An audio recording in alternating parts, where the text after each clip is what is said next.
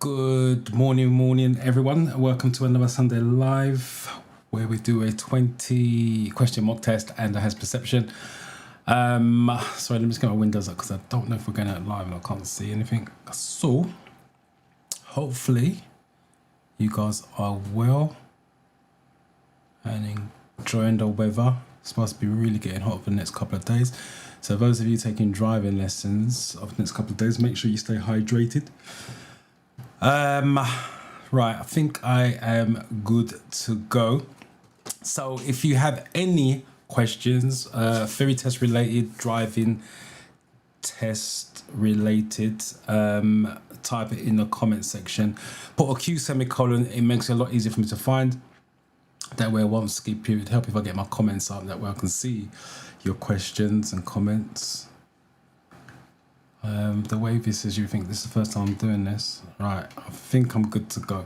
Right, so yeah, if you've got any questions theory related, regardless of whatever it is, driving lessons related, again, type in the comment section, put a Q semicolon, makes it easier for me to find it, and that way I don't skip it, and that way you won't have to get mad at me because I didn't read out your comment or question. And yeah, it just makes life a lot easier, really, basically.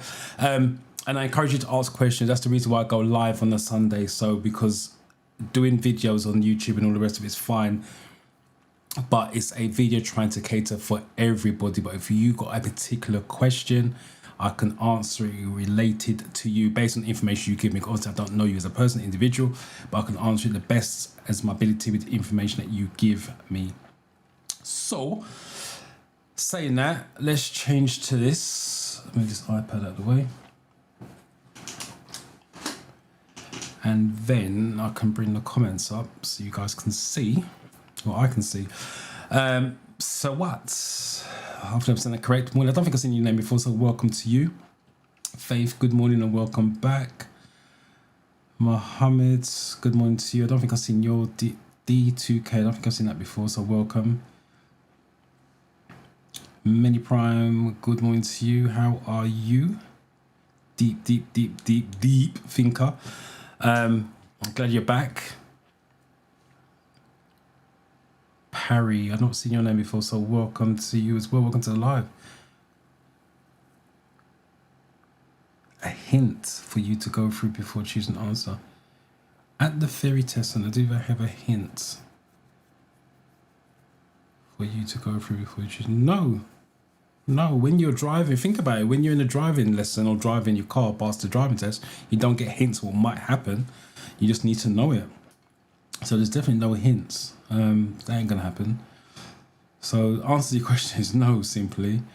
What you guys got to understand, when you're doing this theory test studying, you need to know it inside out, technically.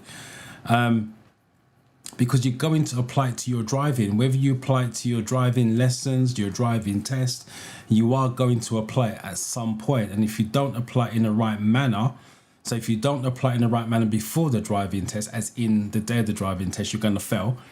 And if you get away with it on your driving test, you're going to have to apply it after you pass your driving test. And if you don't, hopefully what they're hoping is that you get caught enough times doing stupid stuff, get 6 points on your license, you'll lose your license because you're on probation for the first 2 years, just in case you didn't know. You're on probation for the first 2 years of your driver's license. I get caught in the first 2 years of driving, 6 points or more, you lose it, and then you're back to square one, restudying the theory test, and then taking another driving test.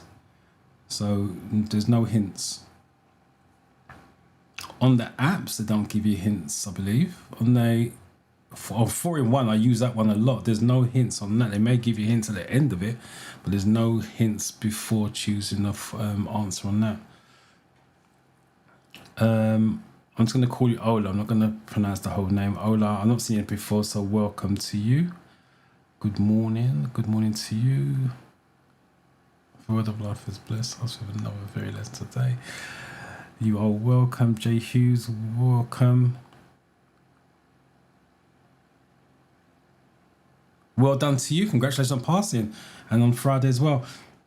Well done. As long as you get there, the average time it takes to pass the theory test. Where they got the 0.3, I don't know, but it's 3.3 attempts at a theory test. So your average is simple as that, but you've done it. That's all that matters.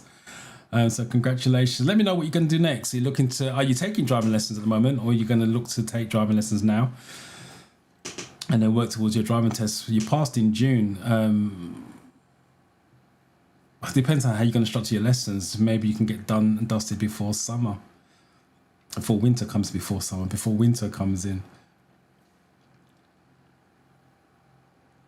First of all, I've not seen your name before. So, Adib Sari. Hopefully I'm saying that correct. Pass my theory test. I really want to.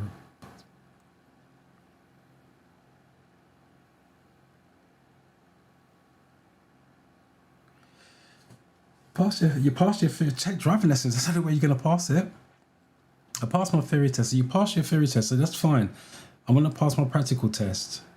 There's driving lessons. There's nothing more you can do about that. If you don't take driving lessons, you can't pass a driving test. It's impossible. So you got to take lessons to know what the examiner's looking for, and then go and reproduce what you do in your lessons and hopefully pass it. But 17 going on 18, so you're taking it really young, which is really good. I always recommend students to take the driving test as early as possible. In my experience teaching over 30 years now, the younger you are, the less fear you have. As you get older, you become more fearful of driving, and the part of the reason is because when you're young, technically you have less responsibilities, so the danger is not a factor. As you get older, you become more responsible. You got family, blah blah blah, your own family, and all the rest of it. So you know the dangers and factors if something goes wrong, and how that can impact on your family. So that's the reason why I suggest you do it when you're as young as possible, or early as possible. And I use my example case. When I was young, literally turned 17, my dad made me take driver's license. I wanted to do it anyway, so it didn't force me, but he did that, and I passed when I was 18, second attempt. And every job before driving instructing that I had came with a company vehicle. Now, if I wasn't in the position to have a driver's license, those jobs I couldn't take. So that's the reason, one of the reasons why I always encourage students, because you don't know where your career, your professional life is going to take you. So if you get jobs that offer company vehicles, you are in a position to take the job. Obviously, if you don't, you can't have it. I'll give you an example now. My daughter got a new job, and she's always been working from home recently. She got a new job as a estate agent. Got a company vehicle Monday, started on Monday, got a company vehicle. Again, if she didn't have her driver's license, she's not in a position to take that job. So I would do it as young as possible. So you're doing the right thing. There's nothing wrong with that. But the only way around it now is to take driving lessons. How you want to structure driving lessons is down to you. So if you got 17, you got no driving experience, because at that age, unless you've been driving illegally or off-road. So I'm going to assume you've got no driving experience. If you're doing 2 hours a week continuously, average learner, you're looking at 2 hours a week, 8, 6. You're looking at 6 months minimum. And that's, like I said, 2 hours every week without missing a week. You're looking at 6 months minimum to be ready for a driving test. If you're going to do an hour a week, you want to double that and some. So it's going to take you a year. If you decide to do 4 hours a week, then you're looking at round about the 3 months mark. So it depends how you want to structure your lessons, but outside of that, there's no way around it other than take driving lessons. But I wish you luck with that though, because you're doing the right thing. Good morning. You passed your theory test. Well done to you. 46, 50, 64. 64 is a high score and highest perception. Well done to you. Let me know what you're going to do next. Yes, if you guys have passed your theory test recently, let me know. Let me know where you're from, what area. The most common area of people passing their theory test and doing driving lessons is Glasgow on this channel for some reason, for people from Glasgow, Scotland. So let me know whereabouts you are, what you're going to do next, your next steps, how you're going to try and achieve it. Because obviously the ultimate goal is to get your driver's license. It's nice to know you guys finished the journey.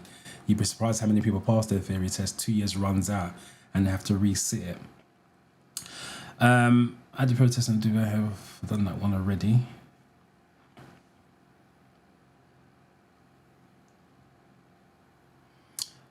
Been watching me for a month. Been watching. A month's about right, 30 days, give or take. So I wish you luck with that. If you've got any questions while we're here live, ask away. Let me send you into that test confidently. So if you've got any doubts, any concerns, let me know. Good morning to you.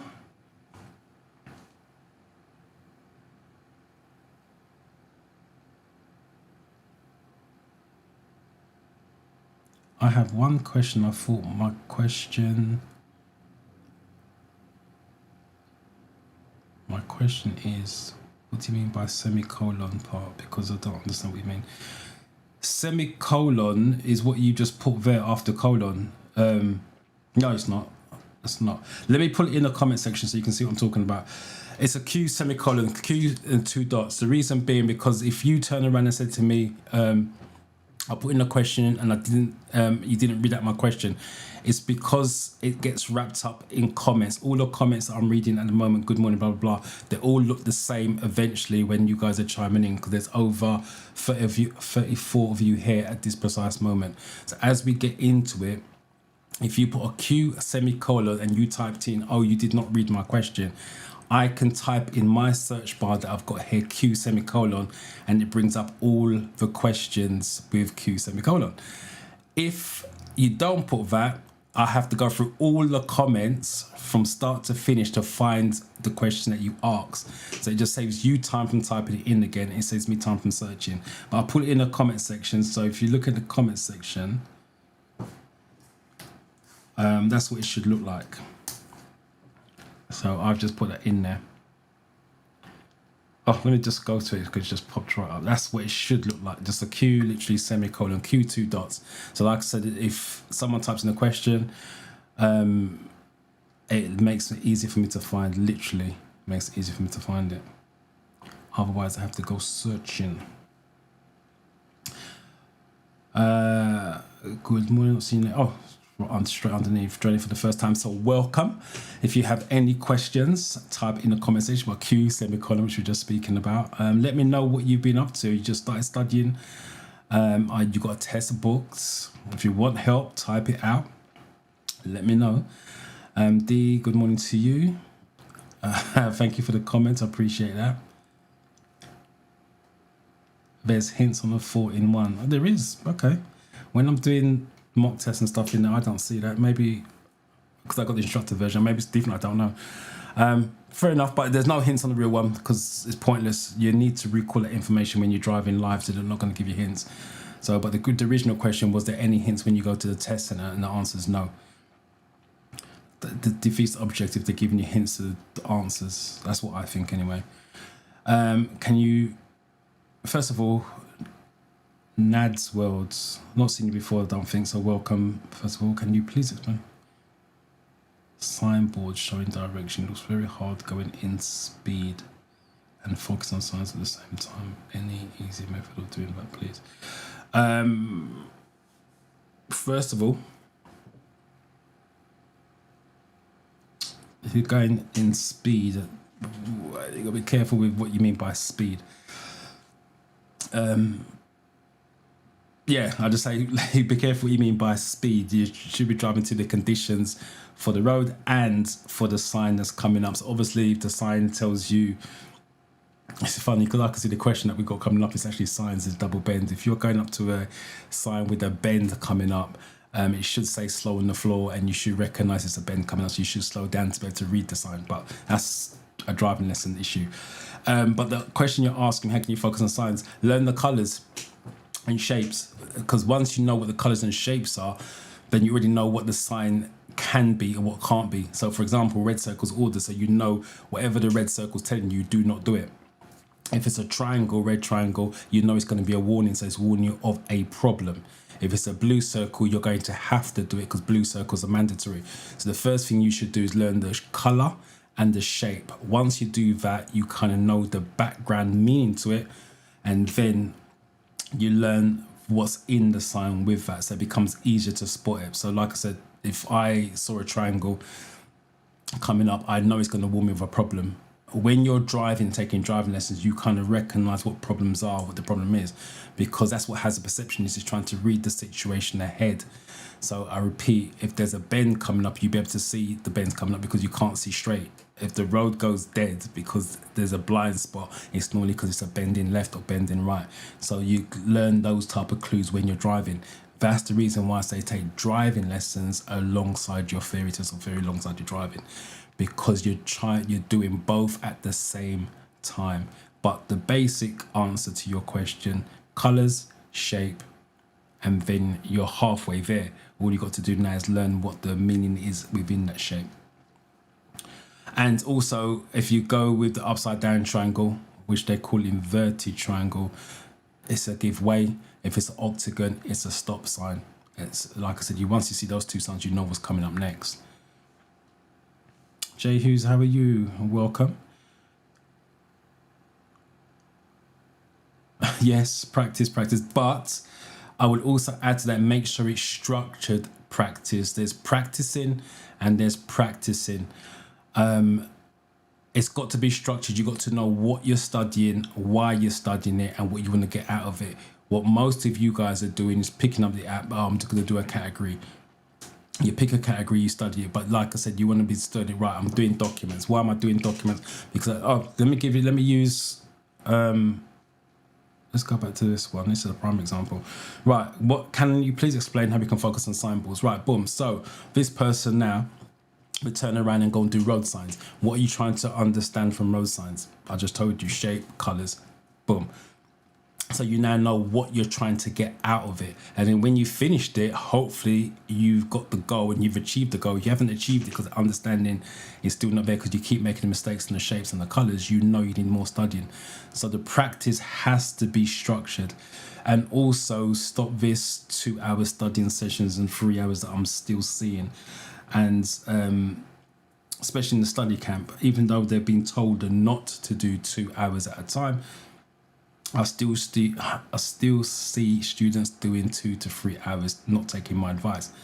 The reason being, once you start to study for that length of time, the brain is not learning anything, it's memorizing. So you're just wasting your time, to be honest with that. It's got to be, if you're going to study for under an hour.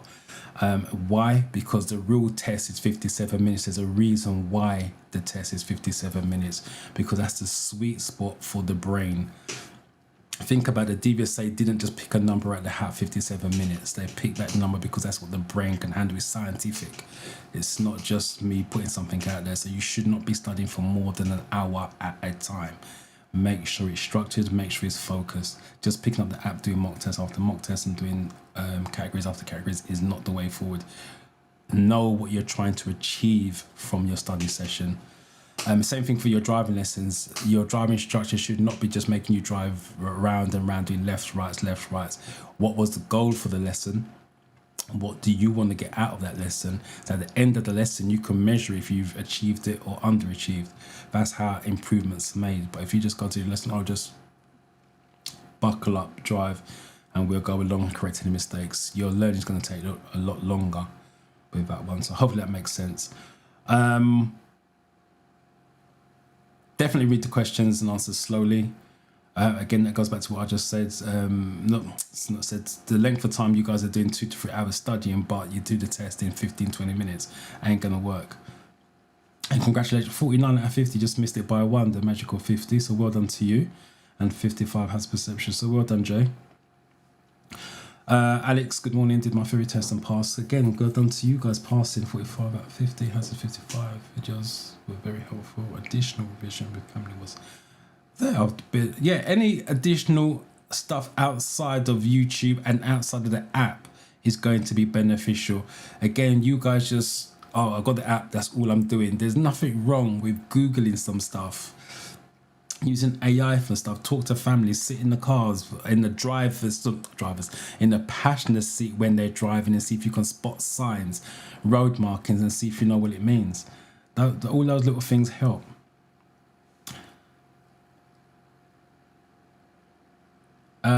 Stacey Brown, good morning to you.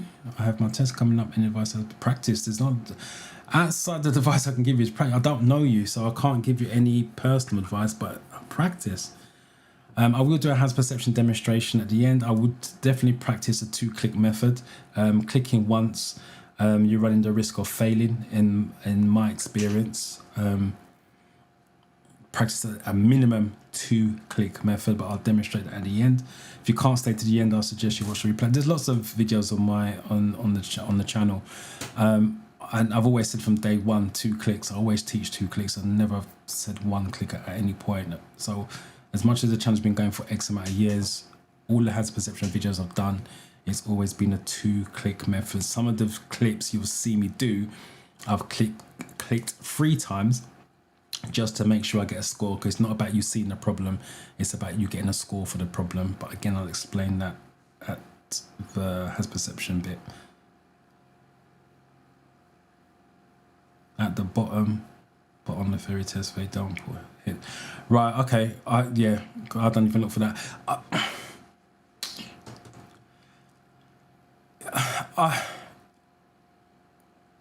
Personally, I wouldn't use the hints. If I'm doing no, I'm going to just say, personally, I wouldn't do hints on when I'm doing a category or mock test, because I don't see the point of that. Because what you got to understand when you're studying, it's not about getting it right, it's about understanding what you know. And that's the best thing. You getting a hint is only going to jog your memory. You can't use it on a real test. I don't see the point in doing it in revision.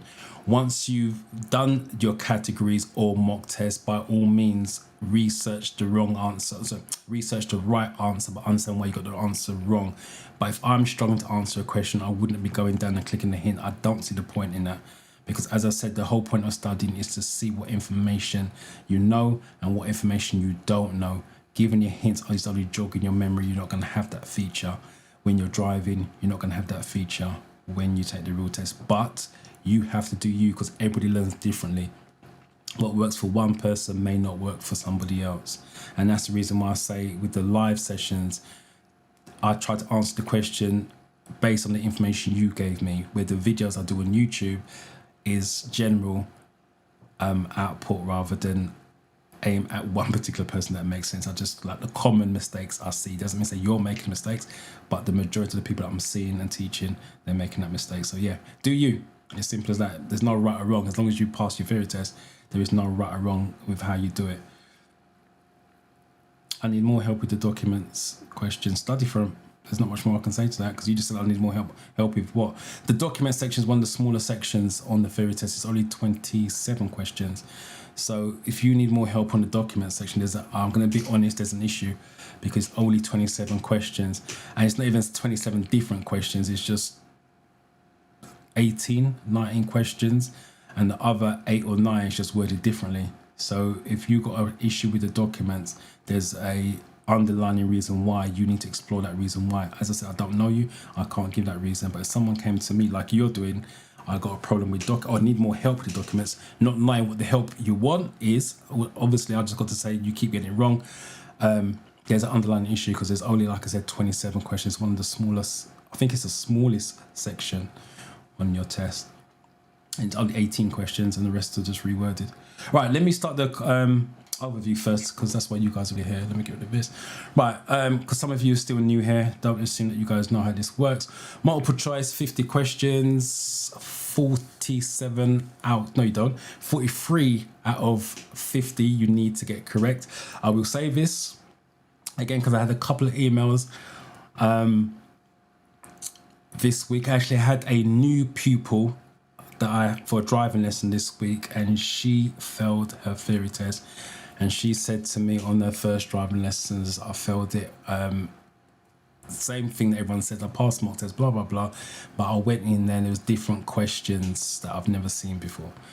The app question, she didn't see me a week earlier, but anyway. The app questions are sampled questions. They are not the real question. I'll say that again. The app questions are sampled questions. They're giving you a taster of what they are looking for, not what the question is, what they are looking for. And there's going to be some questions that you've never seen before. When you go in there, there's going to be questions worded differently. If you understand what they're looking for, it doesn't make a difference how it's worded or what question pops up. You should know how to work out the answer, which leads to later on when we get to that part of the overview. So, and also the apps is 774 questions, I think it is. And on the real test, they've got a database of 1,500 to 2,000 questions to choose from. So that's the reason why. You got 57 minutes to do this. This is why I suggest you take your time off. Who was it? Let me see if I can find who it was. I think it was Jay. Yeah, let's put his comment back up. Jay said, read all the questions and answers very slowly. That's the reason why it's 57 minutes. You've got more than enough time to break it down, look for clues, the golden nuggets, is as I call it. But some of you are doing it 20, 25 minutes, 30 minutes. Is it possible to do it in that time and pass? Yeah, of course it is. But the majority of people do it in that time and fail. Hence why it takes 3.3 attempts to pass the theory test, because you guys are going way too fast. And the other question you got to ask yourself, why go fast? You've paid for the time, so use it wisely. Hazard perceptions, 14 videos, 13 of them have single hazard, one of them's got a double. You need 44 out of 75. You need to average a 3 across the board when it's finished. You won't know what your average is until you get the paperwork, but you need to average 3 or more. If it's less than 3, it's going to be a fail. There's no way you can pass with a less than 3 average. What they're looking for is common sense answers. So you don't have to have driving lessons. You don't have to have done any driving whatsoever, but you can use some logic, common sense behind some of the answers with that. But what they're mainly looking for is safety. So like I said, if you understand this, what the app is designed to do, understand what they're looking for, which is safety and a controlled outcome. So when they reword it differently, it's always going to lead to a safe answer or a controlled outcome. When they give you a different question that you've never seen before, it's still going to lead to safety, or it's still going to lead to control. If you do struggle with your theory test, I do run a study camp. As much as it's called 30-day study camp, that's how long you should really kind of study for on average. But I repeat, everybody's different, because you've got college, uni, some of you are in exam moment at this point in time. Some of you do night shifts. I know that a lot from the students that I teach. So time doesn't give you work, and all that stuff doesn't give you the time to study the way you should do. There's nothing wrong with going longer, but the point I'm trying to make with this is that you shouldn't be doing, like, let's argument's sake, an hour a day for 2-3 months, because you're going to exhaust the questions and then it becomes memorizing. That's what you don't want to do, is be sitting there for months and months doing the categories after categories, questions after questions, mock test after mock test, because the brain just recognizes the question, it just recognizes the answer, becomes memorizing, then you don't learn anything. 30 days studying, as long as it's structured, makes you recall the information. That's learning. But once you start to remember the information, that's memorizing, and that's when people go wrong with that. But once you sign up for the study camp, you're in it until you pass. So if it takes you the 3.3 attempts, you're in there until you pass. There's no kicking you out or anything like that. So let's just quickly go back to this, and then I'll just quickly do the mock test. Let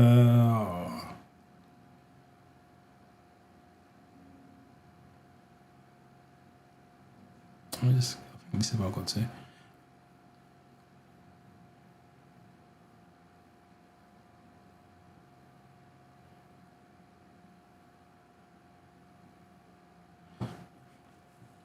The scores, I like to know what the scores are. Not that I take much stock by it, but I like to take especially with my students that I teach. And the reason being, a pass is a pass. That's the first thing, and pat yourself on the back for it. If one of my students comes to me and says, I got 43 out of 50, in the study camp, when they pass, they should send a screenshot. And if they got 43, 44, I analyse the questions they got wrong, because you still got questions wrong. As much as you passed it, you still got questions wrong.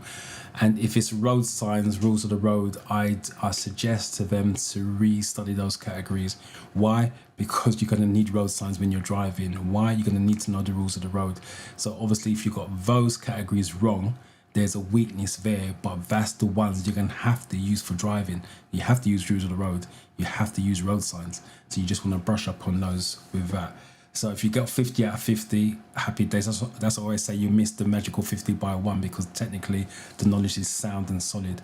But just because you pass, it doesn't mean to say you can't brush up on the ones you got wrong, because you may need it for your driving test. as I keep saying, this is all part of your driving test situation. Is there still a national backlog? Oh yeah, definitely still a backlog. There was an article, we got we driving instructors got information this week from the DVSA, who are now saying the steps they brought in was not to clear the backlog. I think they're going back on their word. It was not to clear the backlog, it was to protect people's data, which defeats objective. When they've done the consultation, they asked us what's the best way forward, and the best way forward was for us as instructors and pupils to book their driving test. They ignored what we said. They went for only pupils booking their driving test. We are licensed, right? We are going to look after your data. We got your data anyway because we have to see your license to make sure you're legal to drive, and that's the information you need to book a driving test. And they went back on that, but they're now saying that's not the reason why they brought the steps in. It was to protect you guys' data protection. So will this backlog go down? We're not going to see evidence based on what they're saying until 2027. So the answer to your question in a long form, yes. Don't expect it to clear up anytime soon based on what the government has told us this week. I will add to that as well. I'm not sure if you passed your theory test yet because you're here, so I'm not sure, but you're talking about driving test. Monday mornings, the DVSA release new test days. Everybody knows this, so it's not common. It's not like people don't know this. Everyone's doing it. Jump on Monday morning, 5 to 6, 10 to 6. Make sure you're logged on. Make sure you got your driver's license, theory test number, method of payment, and hopefully you can grab a date when they release the new ones. But like I said, everybody's doing it, so you may have to do it 3-4 Mondays to grab a date. But I wish you luck with that if that's the stage you're at. I've been on my driving journey. All right, let me come to that. Let me do share my screen. Right, so this is the first question. For those of you that are newer here, number 1, please put the question number. Which sign means there's a double bend ahead? Always read the question carefully. I'm talking about for the real test.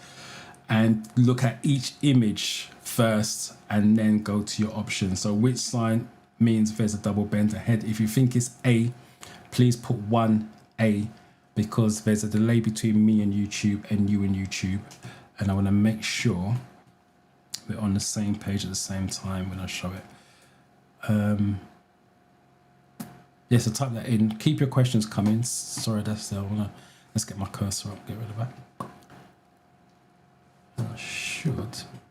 Wrong screen. I should be able to mark on the screen now. Yeah, I can mark on the screen. Okay. So remember, if you've got any questions, driving lessons related, driving test related, keep them coming.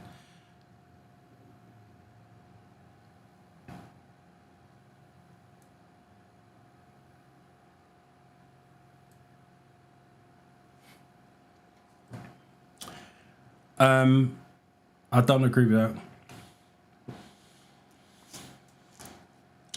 that. And the reason why I don't agree, because everybody's journey is different. You said you've been on your journey for 2 years. And based on the email that you sent me, the one after the last live, and you sent me an email, another one, you're a deep thinker. You think too much. And that's you. I'm not knocking it. Everybody's different. When it comes to driving, you have to keep things simple. You are going to, based on the email you sent me, you are going to struggle with driving. And part of the reason why I feel that I'm not saying you're struggling with the theory, because I don't know if you're struggling with the theory, but part of the reason why you're going to struggle, I'm telling you this as fact, even though you may not taking driving lessons yet, you overthink things way too much. With driving, it's got to be simple. When I got students in the car and they overthink things, I know where it's going. And I changed that straight away. I always say too much. I got one student, I won't mention her name, had on Friday, and she overthinks things, everything she overthinks. She knows she overthinks. And when we simplify in her car, her driving is amazing. But once she's left to her own devices and I kind of give her the independence, she starts overthinking things, it goes downhill slightly. But when I get her to just think, answer, is it safe, is it safe, is it safe? Whatever it is that we're doing, her driving is amazing. In my experience of teaching students to drive, when you overthink things and complicate things, driving instructors can make things complicated as well. You are struggle with driving because it's too much information the brain can't take in because you're learning a new skill. Someone who passes their theory test and tells you the score, they should be proud of themselves. I don't care. Like I said, if someone gets 43, I'm still proud they got 43 as much as someone who got 50 out of 50. The reason why, because I know how hard and difficult it is for individuals to pass the theory test. When I first started to teach this 10 years ago and students was failing, I used to think to myself, hold on a minute, how could you be failing something so simple? And when I sat back and seeing how people was failing and failing and failing, and I'm judging them at this point, I ain't gonna lie, I'm thinking, how stupid have you got to be to fail a theory test? I'm being totally honest with you guys. And then when I sat back and I took a mock test and I sat back and I looked from it from a student's point of view, not a driving instructor's point of view, that was where I was going wrong. I saw it from my eyes. It was simple because I knew the answers. Where you look at it from a student's point of view and the way they word it, I thought to myself, now I understand why students are failing the test. It's not because they're stupid, it's because one is worded and everybody is different. So when a student passes and they get 43 out of 50, I'm accepting that. If a student gets 42 and 41, I'm still kind of proud of them. And I'll tell you why, because they took it and they're looking to take it again, not take it and give up. So I don't take it as an ego thing. I think it's really brilliant that students are doing it.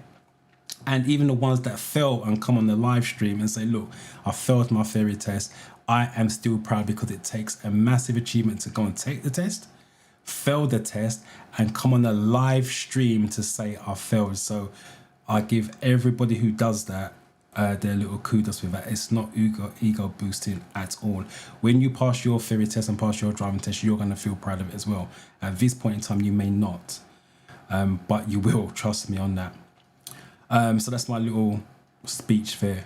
Right, let me just get on with the ones. So let me know your scores. It's not ego boosting at all, as far as I'm concerned.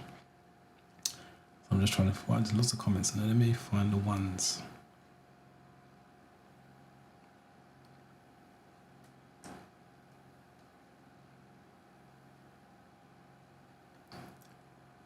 I'm going to put this one up because we're on the first one. So I know it's a B. After that, it's not going up. So please put the question number. Mildred, hello. And the letter of choice. Right, all of you. Right, it's all B's. There's lots of ones. And again, I'll put this one up. But please put the question number going forward. Yeah, it's going to be a B, double bend. This is a sharp, just do this one. This is a sharp deviation to the left, or sharp bend to the right. They're on the theory test, on the real test, they normally call it like a sharp deviation. Black on white ones. I can't click it with this on there. There we go. I'm clicking the wrong one, I'm clicking on A. See, that's my dyslexia king. I just talked about A, but it's a B as you guys chose. I'm not going to change it over there. See, and again, like I said, I got dyslexia as well, so I tend to have to, when I'm multitasking, that's when it goes really bad. Why is it important to make full use of the slit road as you join the motorway? Hopefully you guys can see that. Again, like I said, if I was taking the theory test and I passed it, I'd be proud of myself because I got to read those 50 questions. And trust me, reading isn't my strong point when it comes to stuff like that. That's one of the reasons why when I teach in my car, I use apps for the pupils. Apps for the left turns, right turns, apps for the middle. I've got apps for everything. It just breaks it down a lot easier for them and breaks it down easier for me. But yeah, mini prime, don't overthink things. It's in the car, like I said, if that's you as a person, that's fine. There's nothing you can do about it. But in the car, you do not want to be overthinking stuff. You want to keep that very, very simple as much as possible.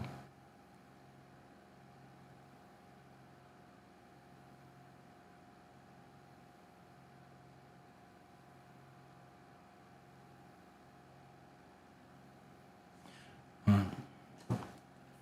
I'm in London South East. I want to start driving lesson. Find an instructor based in that area. Just find an instructor in that area. I would start with family and friends if they got driving instructors, because obviously if they're happy with them, recommendations are always best. If not, jump on Google and read some reviews. Reviews are not always the best sometimes. You want your instructor to be able to connect with you more than anything else. So when you do get an instructor, it's about them. It's called client-centered learning.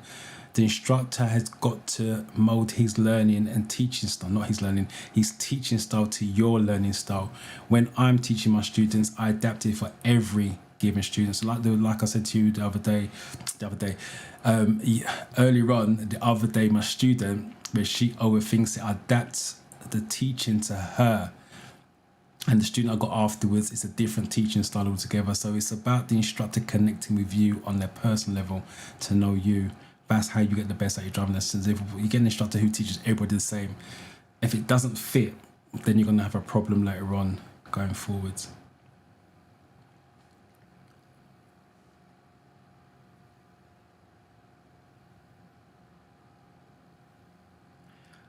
Let me come back to that.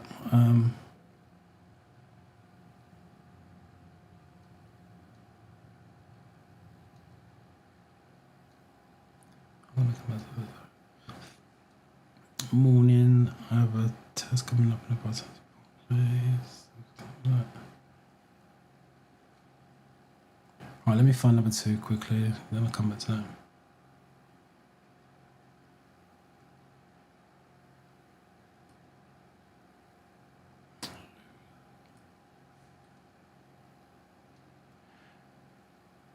So I keep going for D.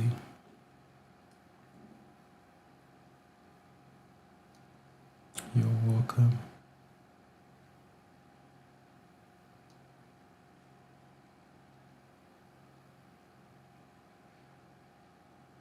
Right, you guys are going for D.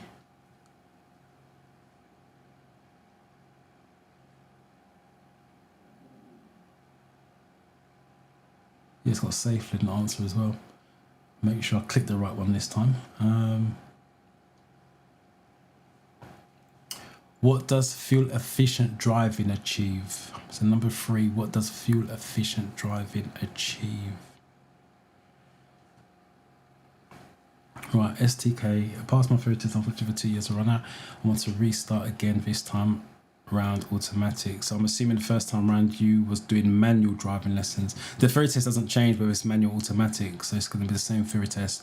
You're just changing the gearbox, that's all you're doing. And this is what I was saying earlier on about when you pass your theory test, just go and get your driving lessons done and dusted, because 2 years seems like a long time, but life gets in the way and you may have to resit it again. When you resit it again, it's a different set of questions, because they take some questions out and put some new ones in, because the theory test gets updated every 2 years. I believe it's due for an update next year.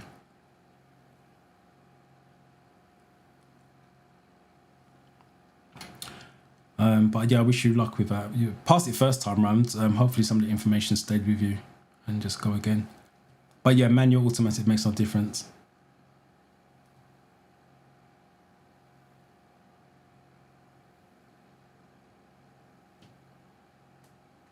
No, like I said, it just makes it easy to find.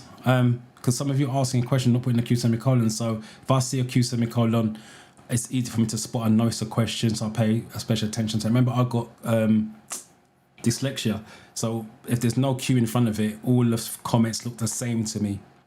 If I got a Q, my brain registered that's a question, I need to answer it. So it makes it easy for me to spot. But if I did miss it, it makes it easy for me to find, because all I got to do is type Q semicolon in the search bar, and all those Q semicolons will come up in one spot. So like I said, it makes life a little bit easier for me in terms of reading it. As I keep saying, when I preach to you guys about keeping things simple, I did the same in my personal life. I try to keep things simple as well. I don't say one thing and do something different.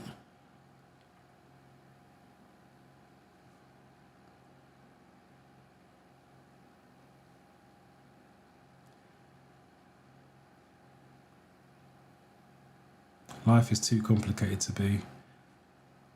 make it more complicated if you can avoid it. 3A is what you guys are going for.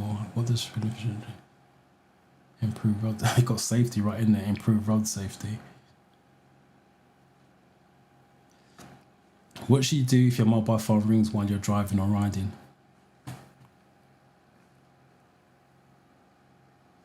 Info test centre have vocal over questions help me loads. Yes, they do. If you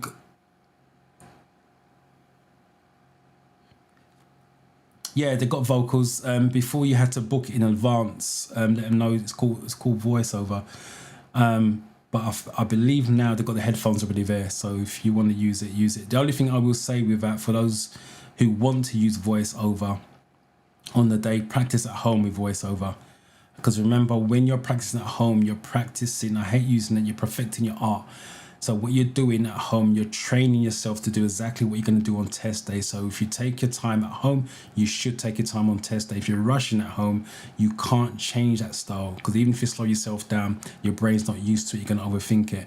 So if you want to use headphones on the day or voiceover on the day, start to use headphones at home on the app, so you just get used to it being in the air and going directly in. So that's the only thing I would suggest, is practice at home, same way you're doing practice on the day. Whatever you're going to do at the test centre, you want to practice at home, because you can't switch it on and off. Hello and welcome. See, Stacey's done it here. Look, Q semicolon, easy to spot. I have a test coming up. That's what you're sure you meant. Any advice on has a part? Yeah, as I keep saying, 2-click method. There's not much more I can say to that. Just practice 2-click method. I will do a demonstration, but there's more. If you can't stick around to the end, there's more than enough videos on the channel to practice that. But there's no way around it. It's just know what hazard is first, and so you know why you're clicking, and just go for a 2-click method. A JB, pass my 44 out of 50, 49 to 75.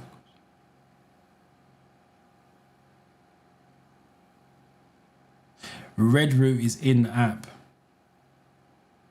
Emergency refuge area, I don't believe that's in the app, emergency refuge area, but red routes are in the app itself. So I'm assuming if you haven't seen it in the app, you didn't cover all 774 questions, but congratulations on passing, because some understand how to be there with the 44 out of 50 and the 49 out of 75. Again, the teacher in me, still go to the categories and make sure there was no road sign categories or rules of the road categories that you got wrong. Just brush up on those, and I would still practice hazard perception now and again until you take driving lessons, if you're not doing that already. If you're taking driving lessons already, don't worry, because you're going to use your hazard perception on your driving lessons. But I'll just practice that because 49 is very close to that 44 pass mark.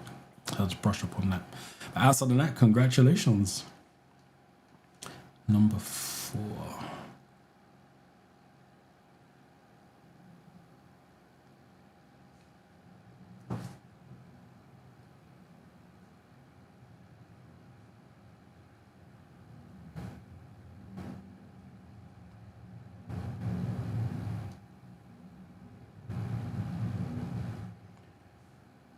What's the correct answer to this question? To what question? I'm assuming you mean number 4.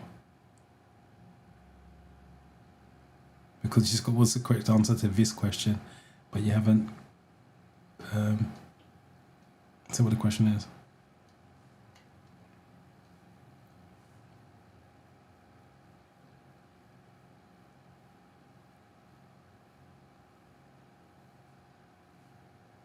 All right, 4A.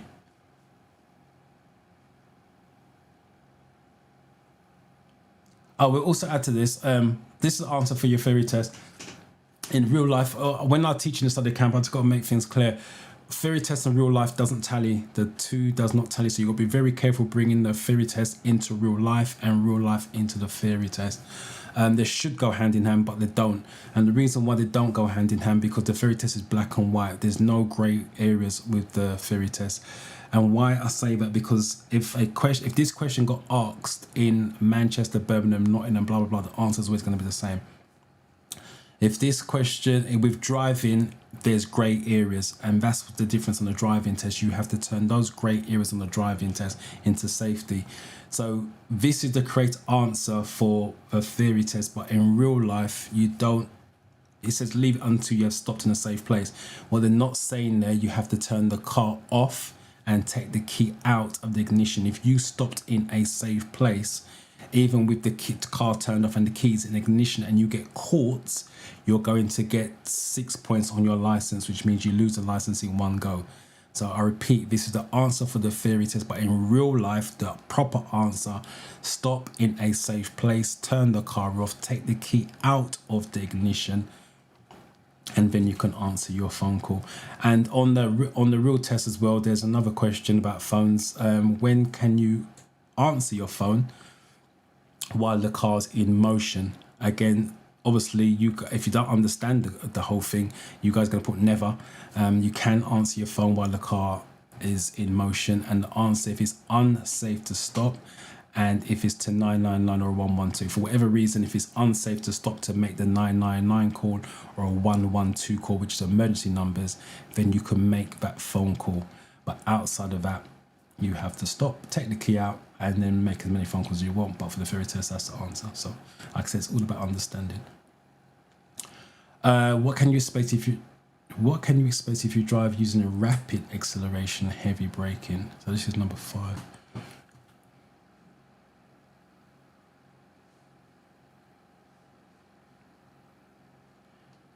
Try and get some of these out of the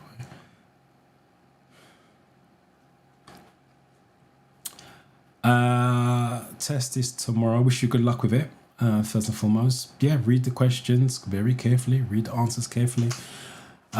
If you don't know what the answer is, flag it, move on. Don't sit there stressing over it. And then when you finish your 50th question, it's going to ask you, do you want to go back to your flagged ones? Go back to the flagged ones only. Do not go back to number 1 and double check your answers. Why? Because if you go back to number 1, the brain's going to start overthinking it. You've got too much time on your hands, it's going to start overthinking it. And that's why I say flag. If you're unsure, you're flagging. If you didn't flag it, that means you should be sure what the answer is.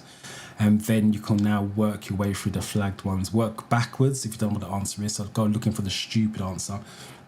I can show you on this question that if it works out. So go for looking for the stupid answer. There's always one. Just get rid of it, and then go from that way. If you feel stressed, panicked, especially if you can see a question you've never seen before. Oh my God, I've never seen this before. Chill. Sit back in your seat. Just take deep breaths. Think about nothing if you can. You got 57 minutes. It's more than enough time to just sit back and chill. Do not answer a question while you're in a panic state. If you do that, the brain's going to pick an answer just to get out of the panic state. So do not answer questions while you feel panicked. That's one of the reasons why I say flag, move on, and take deep breaths. Has perception, there's nothing you can do with that. Just runs and runs and runs. But I wish you the best of luck with that. And if you've got any questions you want to ask about questions, like you did just now, pull it in the comment section. Let's send you in there nice and confidently. But yeah, I wish you the best of luck. Come back next week and let us know how you got on.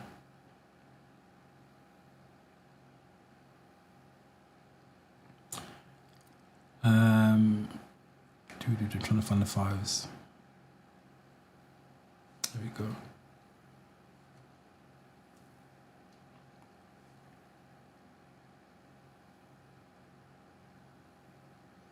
Why is question 1 marked X bad on screen? I don't know what you mean by that. Oh, sorry, that's me. Dyslexia. I was talking about, the answer was B.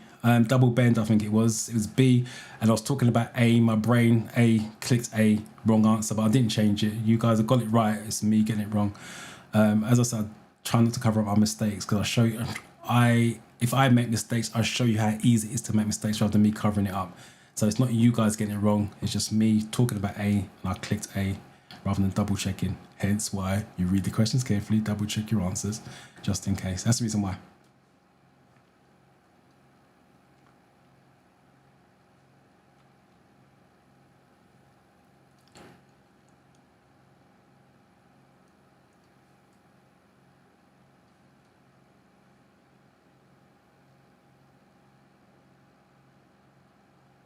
So that's what I'm talking about. That's deep. It's good knowledge, but that's deep. But as I said, you have to do, if it's working for you, that's fine.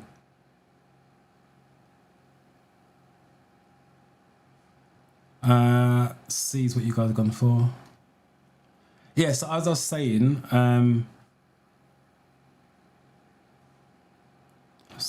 to this person, go backwards. So let me get my cursor up. That's the wrong page. Hold on 1 second. So if you didn't know what the answer was, so let me just click on this and get the, so you can see where I'm marking. Right, so if you didn't know what the answer was, oh, there's still a hint there, because I've been doing it for so long I didn't say it. If you didn't know what the answer was, just go through them. So the question is, break down the question first. What can you expect if you're driving? Let's try again. What can you expect if you drive using rapid acceleration and heavy braking? So what can you expect? Reduce exhaust emission. If you're rapidly accelerating heavy braking, you're not going to get reduced exhaust emission. So we can get rid of that one. Increase road safety. You're driving fast. That's what rapid acceleration means. You're driving fast. So there's no way you're going to be safe doing that. Increase fuel consumption. You're burning fuel because you're accelerating, heavy braking, burning fuel. So that could be the right answer. And then reduce pollution. You're not going to get reduced pollution because you're putting the pollution out in the atmosphere with that. So by working backwards, you already got rid of these three. So by default, C is correct, which is what you guys went for. So that's how you can work it out. So when you got a question you don't know, work backwards. And makes life a lot easier. Rather than go looking for the right answer out of 4, you're now looking, in this case, just one answer out of none, because all of them was rubbish, basically. So work backwards. Which sign means that there may be people walking along the road?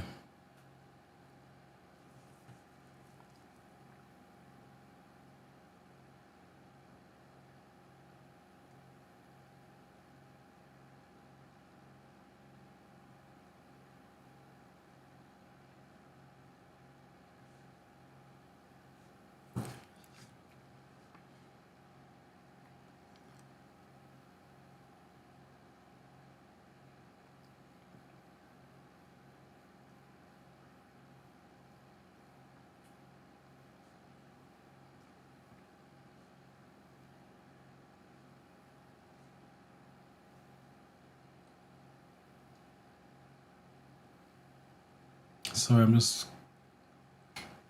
some comments I've missed. I just want to start these comments so I can just get back to them easily. Unfortunately, I've got to start from the top. Work my way down.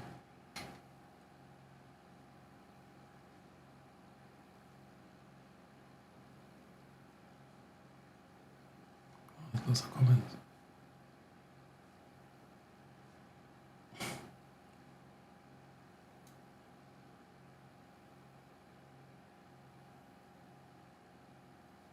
Talk amongst yourselves while I'll just do this. I'm just starting all these comments. No, I'm there. All right, what are we on? 6.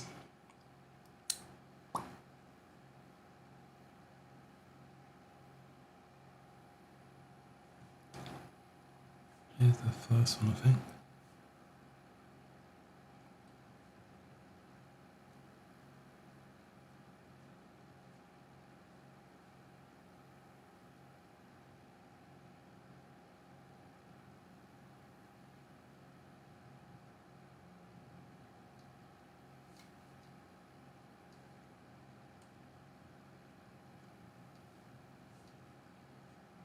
Got a D there.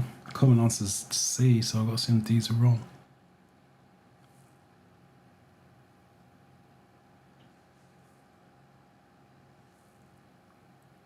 Right, why have you gone for C and someone's gone for a D? Marcel's gone for a D. Okay, which sign means that there may be people walking along the road?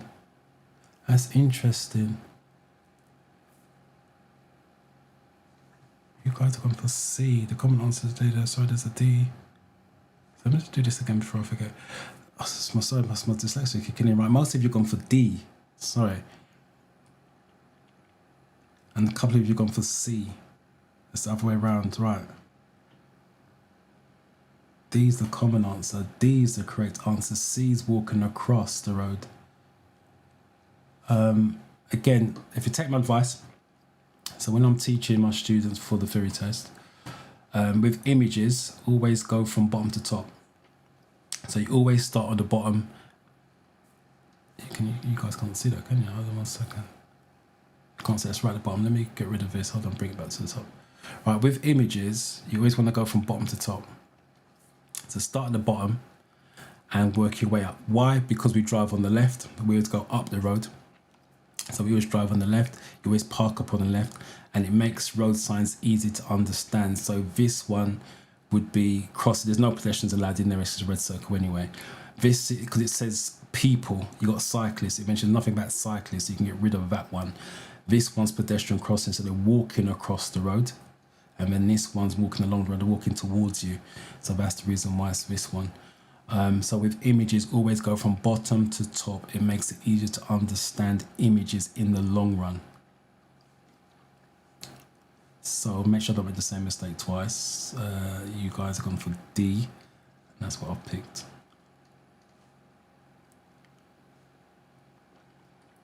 You're reversing to a side road. When would your vehicle be the greatest hazard to passing traffic?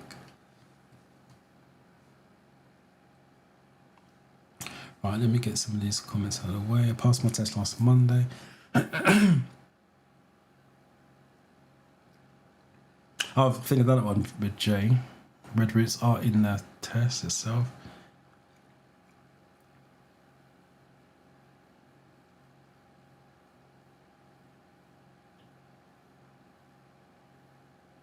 I've been doing intensive lessons.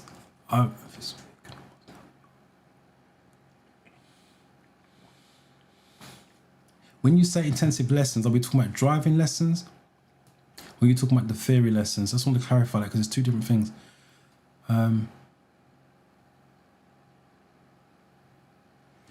glad that you feel ready for your test, which is Monday week.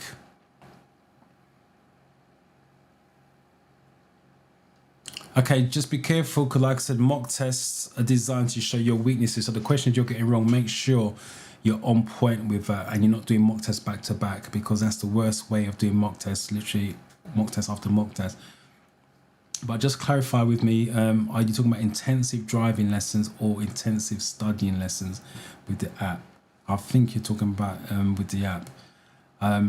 You're doing the right stuff, but yeah, don't be fooled by mock test results. Just because you're passing a mock test, it doesn't mean to say you're going to pass the real test. It gives you an indication, but at this point in time, you're doing the stuff that's correct, and that's all you can do.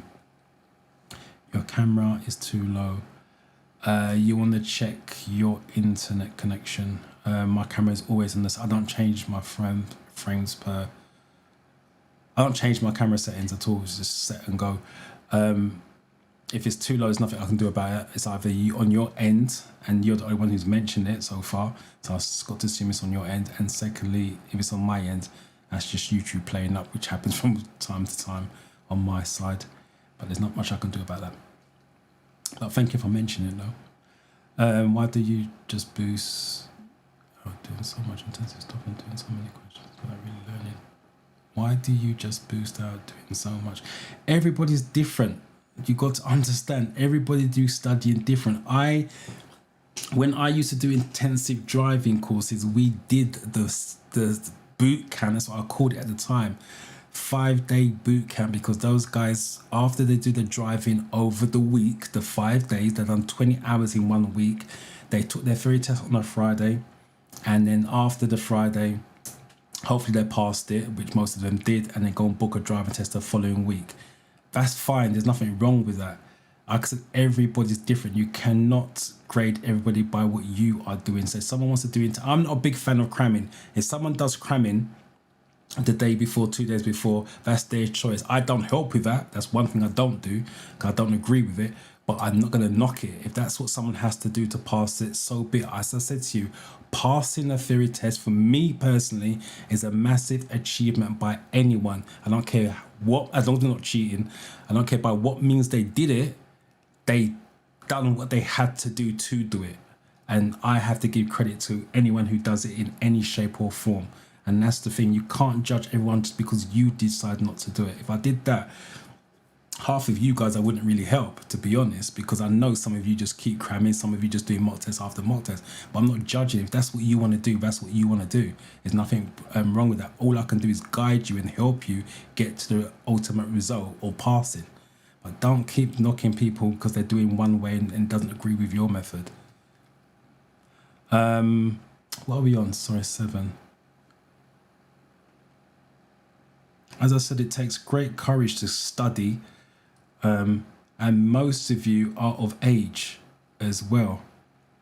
Because when I learned to drive, there was no theory test whatsoever. It's flashcards. The guy just literally, what's this, just flicked flashcards and I had to answer, and that was it.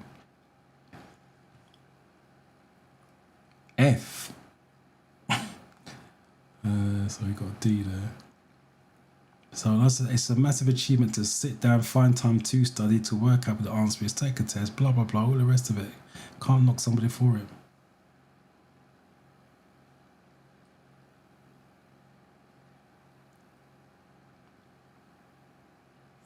Can you give a deeper explanation on 7? Let me read it first. I don't think I've read it, but I will do. But everybody's different. Do what's right for you.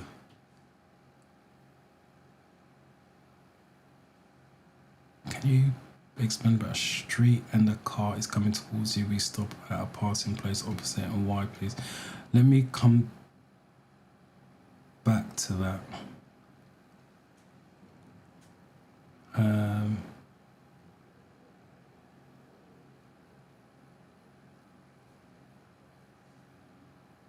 Yeah, totally agree. But you could look at it this way. As I said, always try to use my examples because sometimes it's hard for me to explain something to you guys for you to understand. And the reason why, because I'm a driving instructor, so obviously I fully understand. As I said to you 10 years ago when I started this, and students was failing left, right, and centre, I couldn't understand why you was failing something that's so simple. But when you look at it from a student's point of view who's never taken driving lessons, blah, blah, blah, it's different. What you got to understand is, like I said, for me learning, if I was doing my theory now, I would probably use apps. I'll probably use AI as well, and partly because it's a visual thing. I've got students who use books because they like reading. There's nothing wrong with that. I've got students who are on just literally YouTube. They're using just literally my YouTube channel. There's another person, I forgot her name now, Annie. She's on Facebook. She's pretty good as well. Not pretty, because she's really good, but she's on Facebook, and that's all they're doing is using social media to pass their theory test. Am I knocking it? No, because the ultimate goal is for them to pass. If that's what's comfortable for them, I am not knocking it in any shape or form. I've got students who will cram. That's one thing I don't do, is help people cram, because like I said, I don't believe in that side of thing. But if they ask me a question because they're struggling, I will give them the answer. I'm not saying I'm not going to give you the answer because you're trying to cram in 2 days or whatever it was. I've done a 4-day boot camp. It was called 5 days, but it was done over 4 days for the driving students because that's what their life gave them. They wanted to learn to drive within the week, take a driving test after they passed their theory test. I am not knocking anyone. I repeat, it's not an easy thing to pass, to study and pass it. Whatever score you get, at least you took the step. The ones who aren't taking the step are the ones that should be kind of being shaken, because if you're not going to take a theory test, then there's no point studying for it. We're all afraid of failing. You are going to fail in life at some point, and failing isn't failing. Failing is giving up. Failing is just learning a hard way. That's all it is. You're going to learn from your failures. So don't knock people who study in different ways. It's wrong. And as I said, with my learning disabilities, I've got to where I've got to. I had to learn to adapt to given situations. But if people think, okay, you're stupid, you're this, then I wouldn't be where I am now. But anyway, that's me rants over.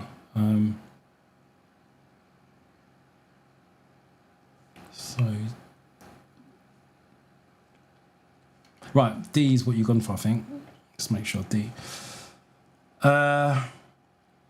And you wanted explanation. You're reversing to a side road when would your vehicle be the greatest hazard to passing? Right, let me do this. I can draw on screen, so let me hold. Right, the common answer is when you start to reverse. There we go. That's the common answer, C. So you are, that's the wrong one. Still the wrong one. I'll get there in the end. Right, there. You got the roads. No, you can't see that. Let me go up a bit. Oh, blank screen. Do it here. So let's say that is the main road. This is the side road. So you've got a side road here. You are parked up here. Let's do this way. You are parked up here. The common answer just before you start, you're reversing back in a straight line at this point. So if a car's coming down, they're going to be a meter away from you. So you're going back straight. They're coming down. They should be a meter away from you because you drive a meter from the curb or park cars.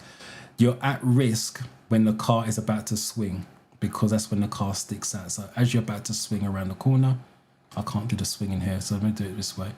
So if you're about to swing, at some point I'll get it right. When you're about to go around the corner and your car's swinging around the corner, your front is sticking out more. So that's the reason why. So as you're about to swing around the corner, your front of the car is going to swing out to the middle of the road. That's why it's most at risk when it swings out. So I hope that makes sense.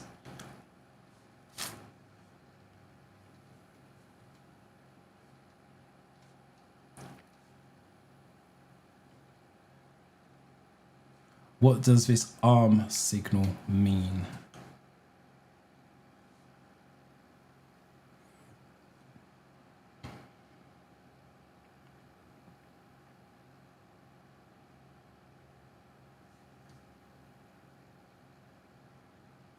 So let me just knock some of these out. Right, let's go back. Good morning, D. I passed my theory test yesterday. Congratulations on passing. 46 out of 50, 59. Second attempt. For my practical test, whereabouts do you live?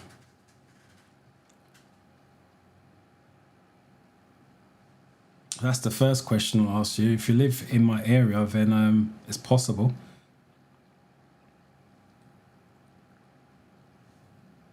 Just let me know what area you're at. Oops.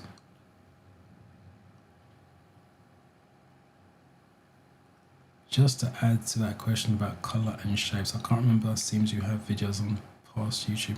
Yeah, I've got videos on road signs. But you don't have to watch the videos, just go into the app. If you've got the 4-in-1, that's why I recommend it. You can just go into road signs and it gives you the shapes, colours, meanings behind it. So you don't have to do app questions, you just go into the extras that they have on there. My last theory got 40 and 75. 40 and 75. That's maximum marks on has perception. Brilliant if that's the case. 40 out of 70, 40 out of 50 needs more work. It's 10 questions wrong. So again, you need to work out, go from the categories, but if you've got 10 questions wrong, I would suggest there's still a lack of knowledge on that. So you'll have to get some understanding because 10 questions, a lot of questions wrong on that one.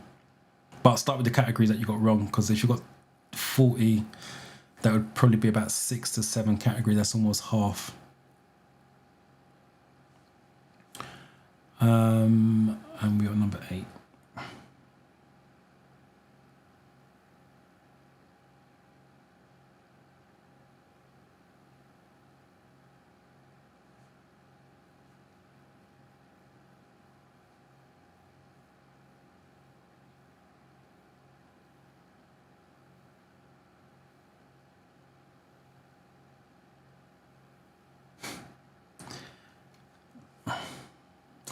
While it's here, I'm not going to come back to this one. I think that means the car should move to the right. However, arm signals, you can't see with that, can you, for some reason? So,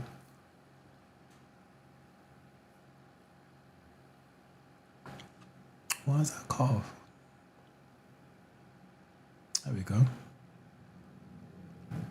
Got gremlins in my stuff today. Right now you can see all of it. But I think that means the car should move to the right. However, the arm signals are somewhat counterintuitive to me, and I don't know how you can understand that because you're too deep. As I said to you, you're going to have difficulties doing driving lessons, let alone a driving test. In terms of the theory, as I said, everybody's different. You're going too deep. Your email suggests that, and I said that to you in the email. You're way too deep. When it comes to learning to drive, learning the theory test, you have to find a way to change your character to simplify it.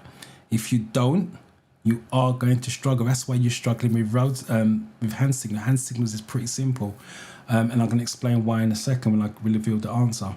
But you're too deep. If you was my student, I would move heaven and earth to knock that out of you. And I don't mean that in a bad way, but I just know from experience, students who are deep struggle with learning to drive, learning the theory test, because you're overthinking stuff that doesn't need to overthink. If they give you A, B, C to deal with, then it's A, B, C to deal with. Don't start adding stuff in there. Good morning to you.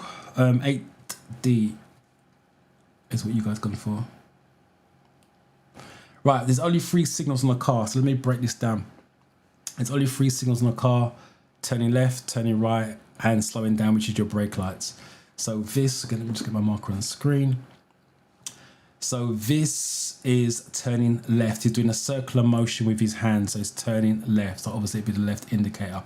If the hand was just sticking out, no movement whatsoever, it's a turn right, so it'd be a right indicator. And if his hand was going up and down slowly, then it's slowing down, which would be his brake lights. I repeat, there's only 3 signals: turning left, turning right, and slowing down, which is brake lights. This is turning left because it's a circular motion. That's why it's that.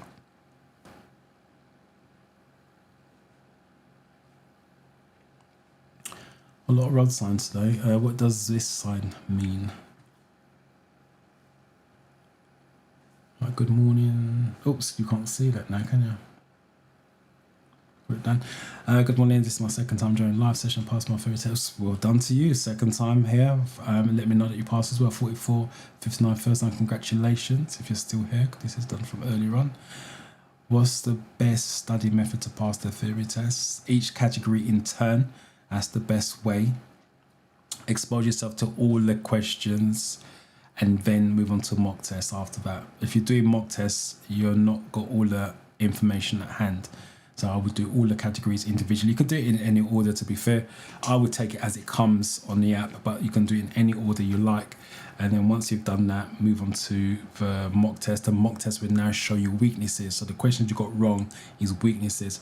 So for example, if you did a mock test and it highlighted you got, I don't know, 3 questions wrong in documents, because someone mentioned documents earlier on, go back and restudy the documents because you know where the weaknesses lie. So that's the best way of doing it. Read the guys, swapping information. Read the developer book and understand what it is they are telling you about. It gives you knowledge, but you need to see the branches. Again, nothing wrong with that information apart from read the developer. Like I said, when I had read, I'll just be for me, the apps, but everybody's different. If you like books, yeah, by all means read the book. But me personally, I would stick to the app. But again, that's because of my learning disability. You adapt to what suits you. Good morning, sir. How are you doing? I'm fine. Happy Father's Day. Happy Father's Day to all you fathers out there as well. I appreciate it, Annabelle. Thank you very, very much. I wouldn't want to spoil the mood of the good news of the passes, but I failed my theory on the 16th of June. I don't understand how you failed if you got 43. I think it must be a typo. I wouldn't want to spoil the mood of the good news passing, but I failed my theory on the 16th of June. I got 43 and then 58. That must be a typo then, because if you can't fail if you got 43. Sorry to say, but again, like I said, it's nice to see that you guys are passing because you've worked hard for it, but it's also not nice, but it's good to know that you failed it as well, because for me personally, it means I need to probably put out a few more videos and ram the message home or whatever it is. But also, like I said, you've come here, you've let people know, you've let me know on the live stream. That takes guts. So there's nothing wrong with that. You're gonna have good news, you're gonna have bad news, pass and failing. So I'll accept it. But let me know what score you got, because 43 is not a fail. That's if you're still here, Faith, by the way. Let me do number 9. It's good to know the good stories, but like I said, for every good story, there's going to be a bad one. So don't brush the bad news under the carpet and make everything rosy. It's realistic. And if you guys watch my videos, there's times when I've done it on here. I make mistakes on my answers. Well, I don't edit out. It's easy for me to edit the videos out and get 50 out of 50, but that's a false information, false advertising, because I don't get 50 out of 50 every time. So it's unrealistic. It's the same way I make mistakes. It's the same way you guys make mistakes. But if you're watching all my videos and thinking, hey, get 50 out of 50, 50 out of 50, that's pressure, which I don't want to put on you guys in the first place. 9B. It's a T-junction. Again, someone, I can't remember who it was, asks, road signs, what's the best way to study road signs? Yeah, this is the person right here. She just pops right off with a T-junction. Shapes and colours. So we know triangles are warnings. So give way is upside down triangle. So we know it can't be that. No through roads is a square. Squares are sources of information. So that's a square sign. And turn left ahead would be blue circle, mandatory. So that would be a give way upside down triangle. This would be a square, source of information, and this will be a blue circle. So now we know triangles are warnings, warning of a T-junction. That's why you start with shapes and colours first. Another shape. What does this sign mean?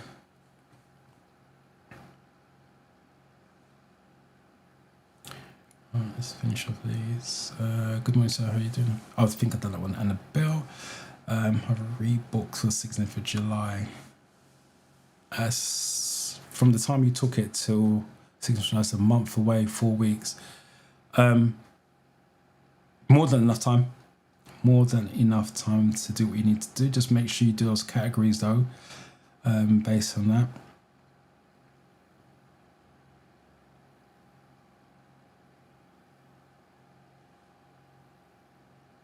That's a conversation you guys are having. The one thing I'll say, D, don't have to justify yourself. You're doing what's working for you, so that's all that matters. You're not here to justify in terms of what's working for you, what's not working. Everybody's different, and that's what you got to understand. If you can see the improvements in your studying, happy days. My son felt very... I am giving it first time with him next month.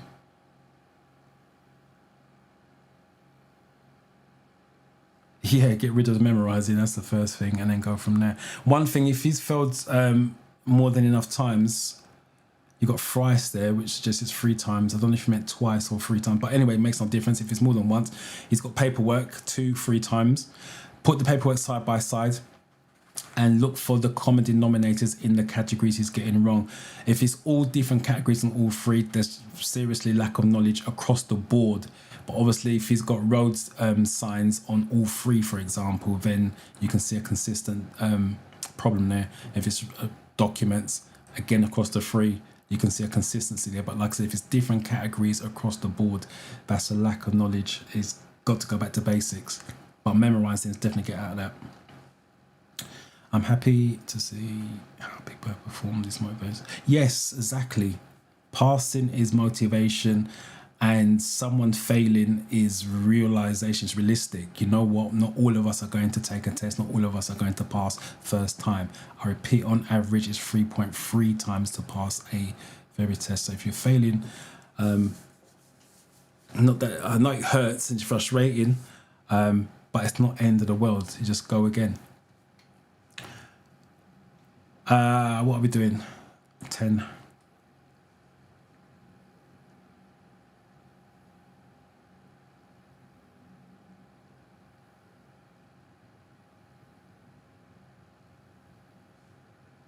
So 8 questions wrong. Okay. Yeah, I still just doesn't change anything. Still got to be look at the category, start from there. Thank you. Appreciate it. I wish you luck with it on Friday. I've not seen your name before, so welcome first of all. Please come back next week, let us know how you got on.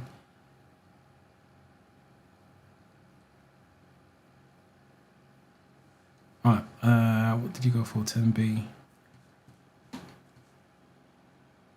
Yeah, it's supposed to be a riverbank. So it's just car driving over. When may you wait in a box junction?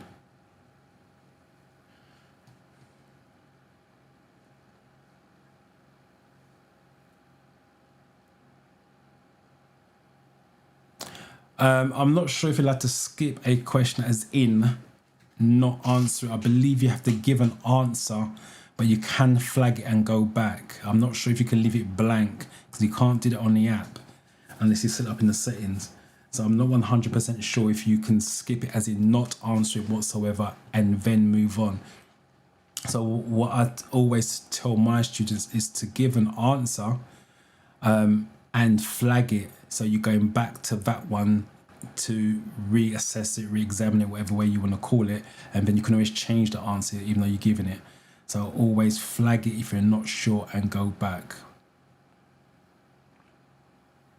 Even if you didn't flag it, by the way, this is for all of you. Even if you didn't flag the answer and you decide to go back to number 1 and double check, you can change your answer. Once you click finish, your answers are logged in. You can't change it, but as long as you don't click finish, you can go back and forth, change the answer as much as you want. Because sometimes you read number 1 and then number 27 may jog your memory and think, hold on a minute, if this is the answer for 27, then number 1 can't be correct. So you can go back and change it. But flag as you go. That's my advice.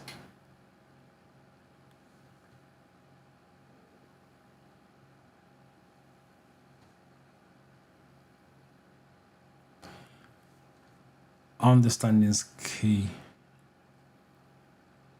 Can you explain about a streetcar and the car is coming towards you? Do we need to...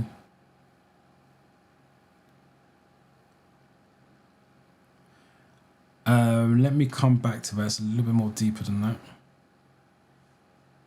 All right, let me do number 11 first and then I'll come back to it.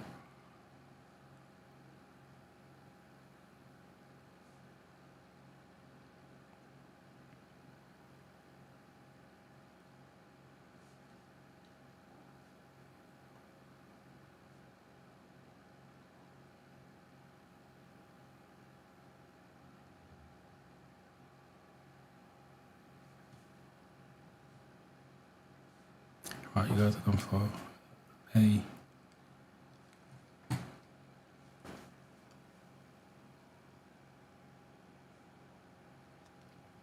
When oncoming traffic prevents you from turning right. Yes, it's true. I'll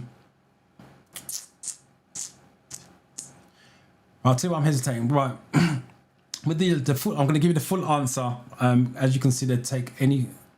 I'm going to give you the full answer and they can take any part of what I'm about to say as an answer. They don't always give you the full answer. They just take little context out of it. So in this case, it's when oncoming traffic prevents you from turning right. So let me give you the full answer like I do in the study camp and then I'll break it down even more because like I said, it's about understanding. If you're taking driving lessons, it makes it more understand, but if you don't, that's something different. The full answer is... you can stop in the yellow junction box when turning right, prevented by oncoming traffic and your exit's clear. Let me just say that again very slowly. You can stop in the yellow junction box when turning right, prevented by oncoming traffic and your exit's clear. That's the full answer. So let me break it down. So you are, let's use this one. You are turning right, so you can stop in the yellow junction box. Traffic coming down has priority. That's why you can't turn right. You're just waiting for the gap or the lights to turn to red. So you can stop in the box when turning right, prevented by oncoming traffic and your exit's clear. This has to be clear. You cannot have traffic sitting here. That's the full answer. Be very careful on the rule test. There's two similar answers. One, turning right, and you can stop at the box when turning right. There's no oncoming traffic and your exit's clear. There's nothing coming. There's no reason why you should be stopping. So be very careful with two similar answers on the rule test.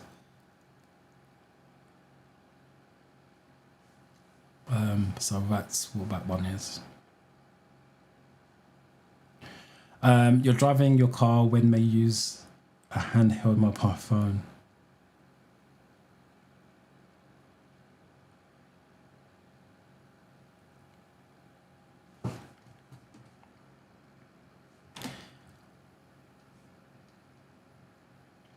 Right, this one.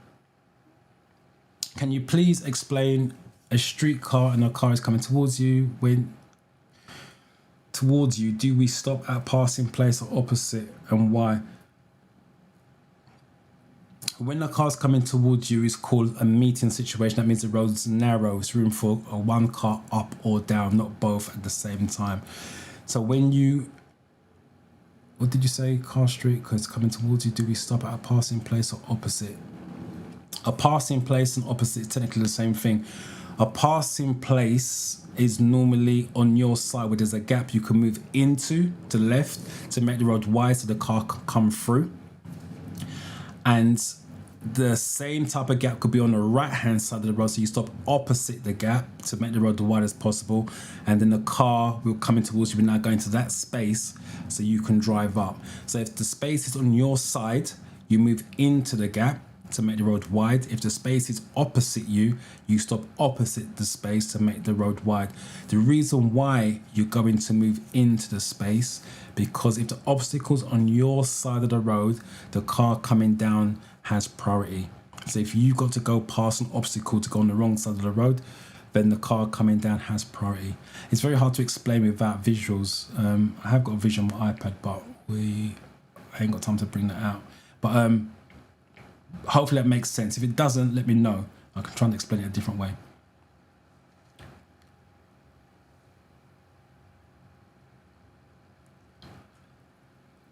Yes, everybody's brain works differently. Like I said, I'm giving you a heads up.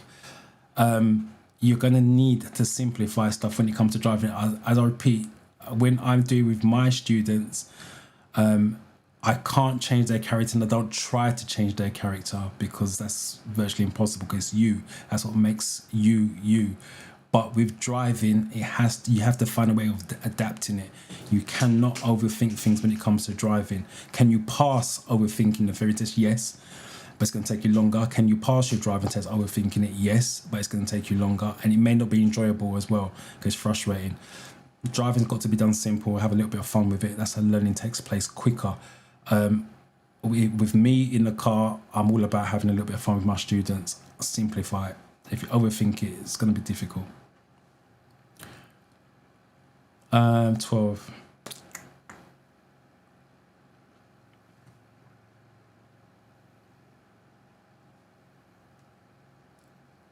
We're going for C, so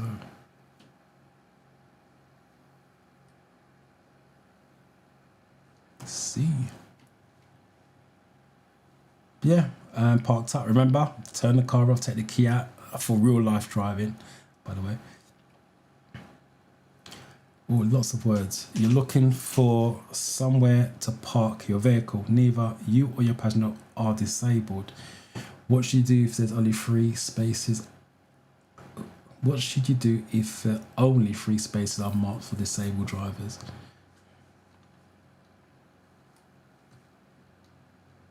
I think I've done that one. Welcome to the live stream, first of all. 47 for trips. You are welcome. Thank you for coming to the live. Let me know how you got on. Appreciate it.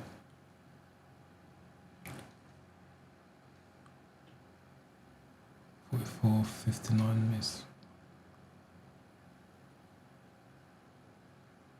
That's a nice breakdown of what you've got there. 44.59. Has perception's fine. 44 again. Motorway rules, safety margin, safety in your vehicle. Just brush up a little bit on that. That's just a teacher in me with that one, but congratulations on passing. This will be my second test. We go again, we move. Thank you so much for YouTube. I'm glad it's helping you. Hopefully you get it the next time out.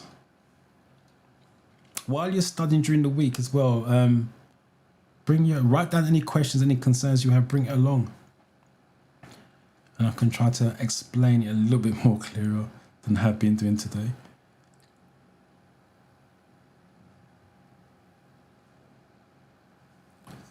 B. Yeah, you got to wait for a regular spot because you're not disabled.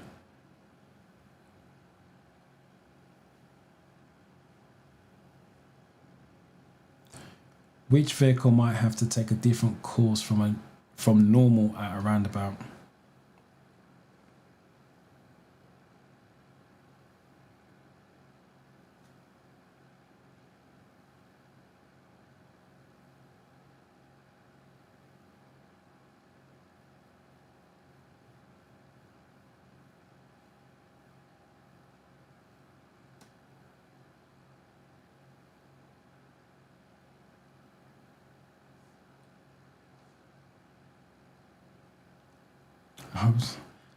YouTube.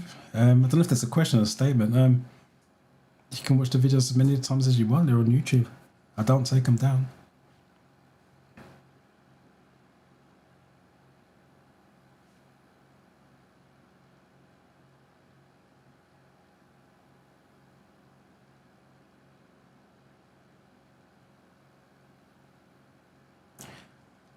Oh, there's a lot of stuff. All right, I missed that first time around. Let me come back to that.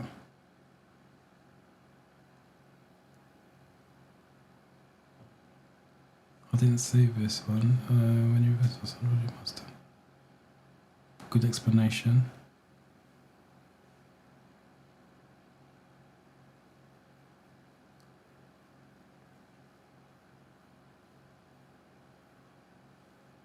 Yep, explained it really well. Sorry, 14.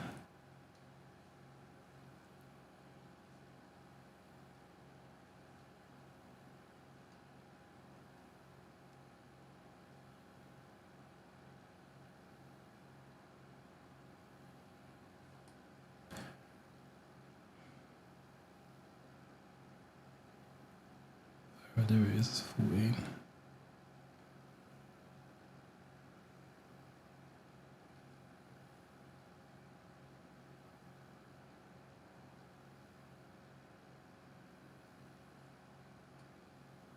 Oh, that's the wrong one, sorry. 14 should change that.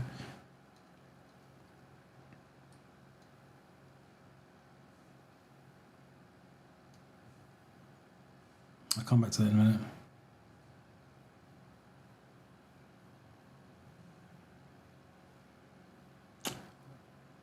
Shamila, hopefully I'm saying it right. Thank you for coming to the live and let me know that you passed. Congratulations on passing, by the way. And thank you for coming and let me know. Appreciate it.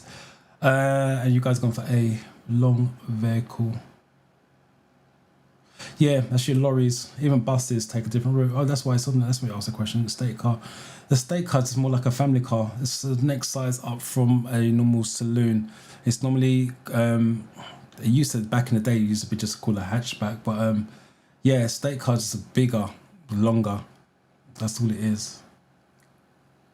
Can't give much more explanations of that. I can't even think of a make and a model now that's around now, because most of the cars that's big as like the SUVs now. But yeah, and the state car is just a car that's stretched out. Stupid question. What should you do when you're passing loose sheep on the roads?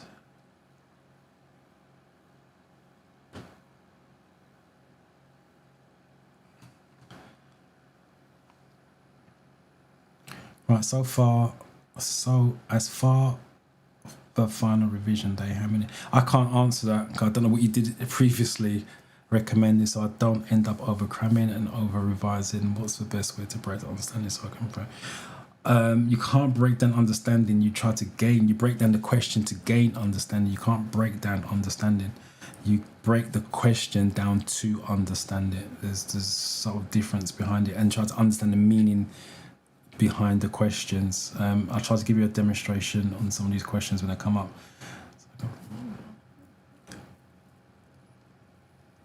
If you understand it, memory doesn't come into play. It really doesn't come into play. But like I said, if you understand what they are asking, you should understand what they're looking for. That's the difference. The example I always use when I'm teaching in the car, and I've done it on the live before, when I teach my students, I keep things very simple, as I've been saying through the live stream. I keep things very, very simple, as if I'm teaching a child, because when someone's talking to me, I like them to keep it very simple, very basic. Don't use big words, blah blah blah. So for the example that I give, in the car, I'm teaching someone to drive. Everything we do is balance. 2 + 2 = 4. 4 is safety from the examiner's point of view, because the driving test is about safety and control. We focus on safety. So 2 + 2 = 4 = safety. That's the way I teach. Now, once the students gets independent and start to do stuff without me helping them, if they do something slightly different, but let's say it's 3 + 1, it's not balanced, it still equals 4. They know that. That's why it's not balanced. It's not balanced, but it's still correct. It's safe.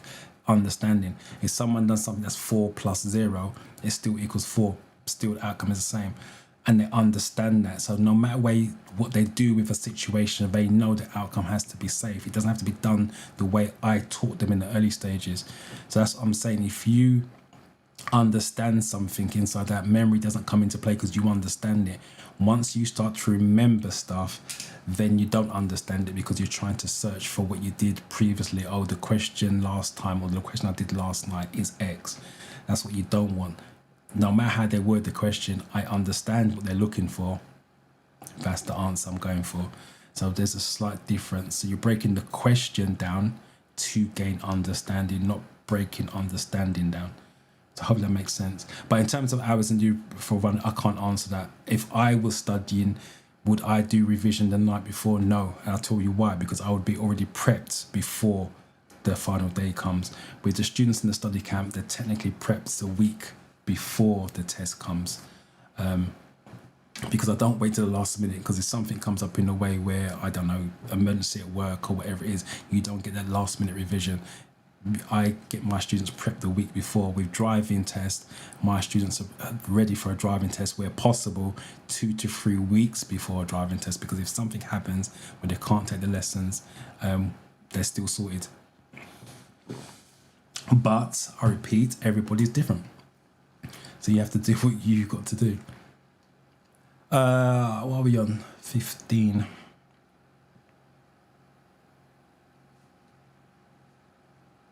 Yeah, I think this is a stupid question, to be fair, because obviously if something's in your way, you'll slow down generally, or stop, depending on the situation. But someone's gone for a B here. Even though it's stupid and simple, they still ask the question.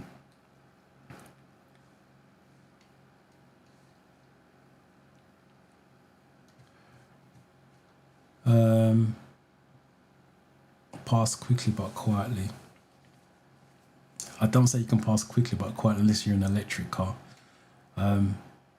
Because pass quickly means you've got to squeeze a lot of gas. There's going to be a lot of noise. Hurdle them to the side of the road. Nope. Go very slowly. It's the safest option. And briefly sound your horn. Sounding your horn can make them run anywhere. So like I said, it doesn't really work on this one, but in terms of understanding, they may turn around and say stop. It's the same thing. Whereas, like I said, if you memorize, you say go very slowly, and then you think to yourself, but hold on a minute, the question and answer, what I remembered from last time said go slowly, but it's stopping, and then you start to think it's stopping the safest thing. If I stop, there's cars behind. If I stop, and all the rest of it. But like I said, understanding, if something's in the way, you're going to slow down. It's your first option, because the brake lights warns people you're slowing down, and then stopping is the other alternative. So it's always about understanding what they are looking for regardless. Lots of red arrows on this one. Which road user has caused a hazard?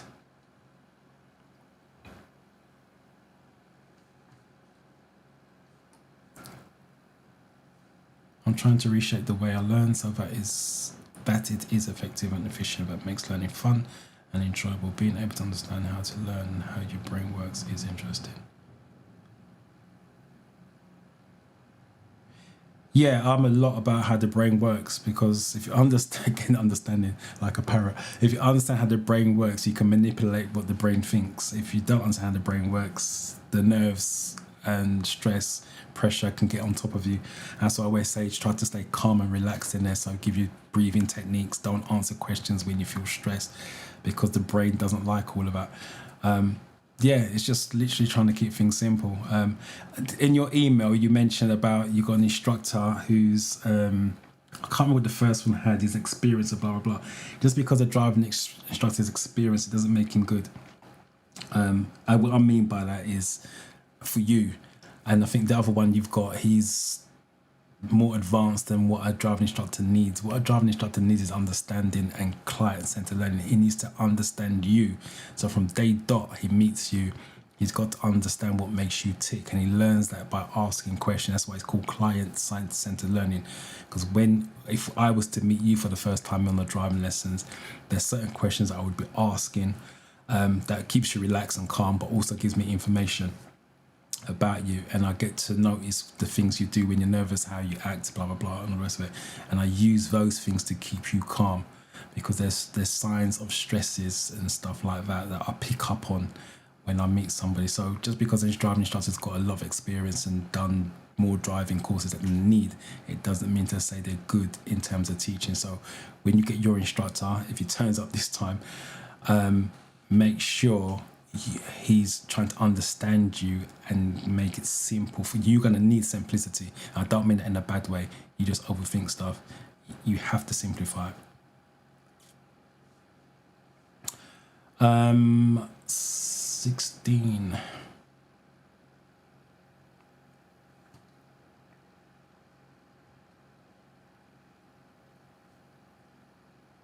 Got C here as well.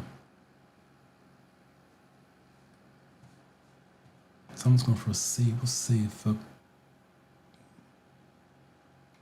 Moving cars, not hazard. The car's parked up on the pavement and parked near a zigzag. There's lots of clues there why it's a hazard.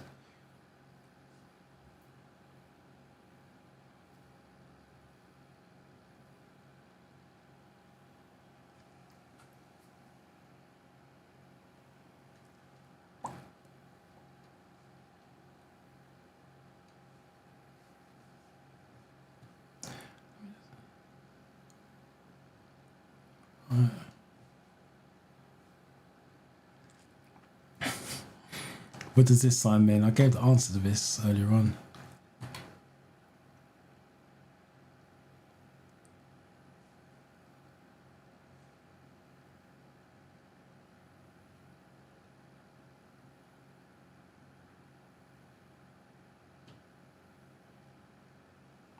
See, this is what I'm talking about. I wish I saw this before I clicked on. I can't go back. Question 16 puzzles me because it's not clear for me, as it's still a photo and it's not a scene where the cars are moving. I wouldn't know how the hazard happens or knows.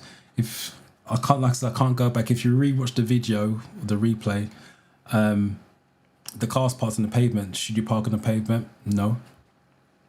And secondly, should you park on a zigzag? The answer is no. So the car's parked on the pavement, a hazard straight away. Hazard for pedestrians, let alone for other cars. And he's parked on a zigzag. You're not supposed to park on a zigzag. So you're just using a certain part of the theory test for that answer. You don't need the moving image. You don't need to do driving. And just like I said about doing the categories, you take information from other categories. That's why you do all of them. So I repeat, he's parked on the pavement. Should he park on the pavement? No, it's not safe. And secondly, what's the two things you should not do within a zigzag? Overtake is one of them, and park on the zigzag is another. So that's the reason why it's a hazard. But it's a shame that I can't go back to highlight it for you. But that goes back to what I was trying to say, simplicity. Just break it down. What's causing the problem here? And a car parked to the pavement is the problem straight away.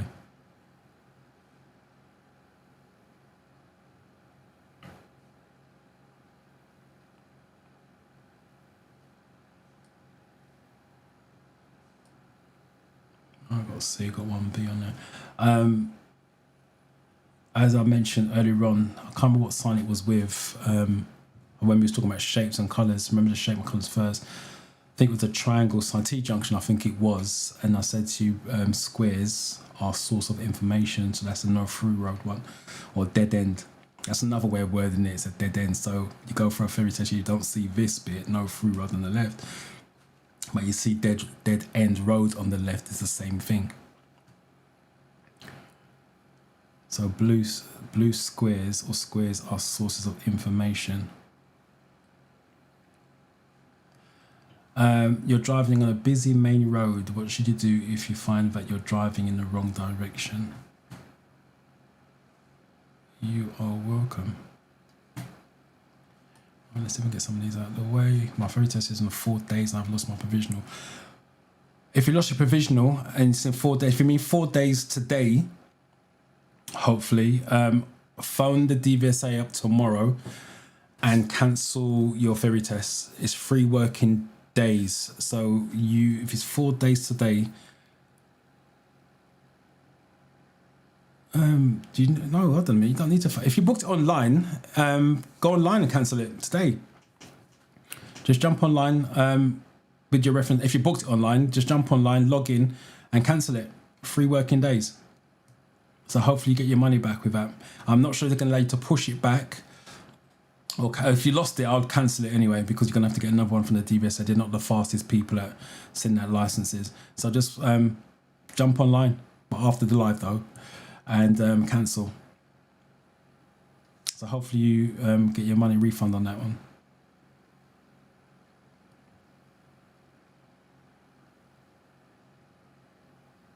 How did you lose your provisional license? Did you lose for physical? What other licenses? There's only physical, isn't there? I said, yeah, I'm not being funny. I'm not picking on you. And I'm glad you're doing this. You're proving the point I'm making. The person said they lost their license. I can't remember if it's he or she. I was like, and you turn around, how did you lose your provisional license? Which is fine. Nothing wrong with that question. Did you lose the physical hand copy license? It's only one license. It's got to be physical. Otherwise, it's not a license. That's what I'm saying. You overthink things too much. And that's the difference. And I said, that person turned around and said to me, lost license. First thing I'm thinking of, right, how can we minimize the damage? You're thinking about, well, did you lose the physical license as opposed to what other type of license? It makes no difference. You haven't got a license to show for your ferry test. Like I said, like, you're overthinking it, and you're just proving my point in terms of what I'm saying with the ferry and the driving. Simplify. 18. But this is what the live's about, to highlight strengths and weaknesses if you're given information that I can work with. And you're definitely given information without a doubt.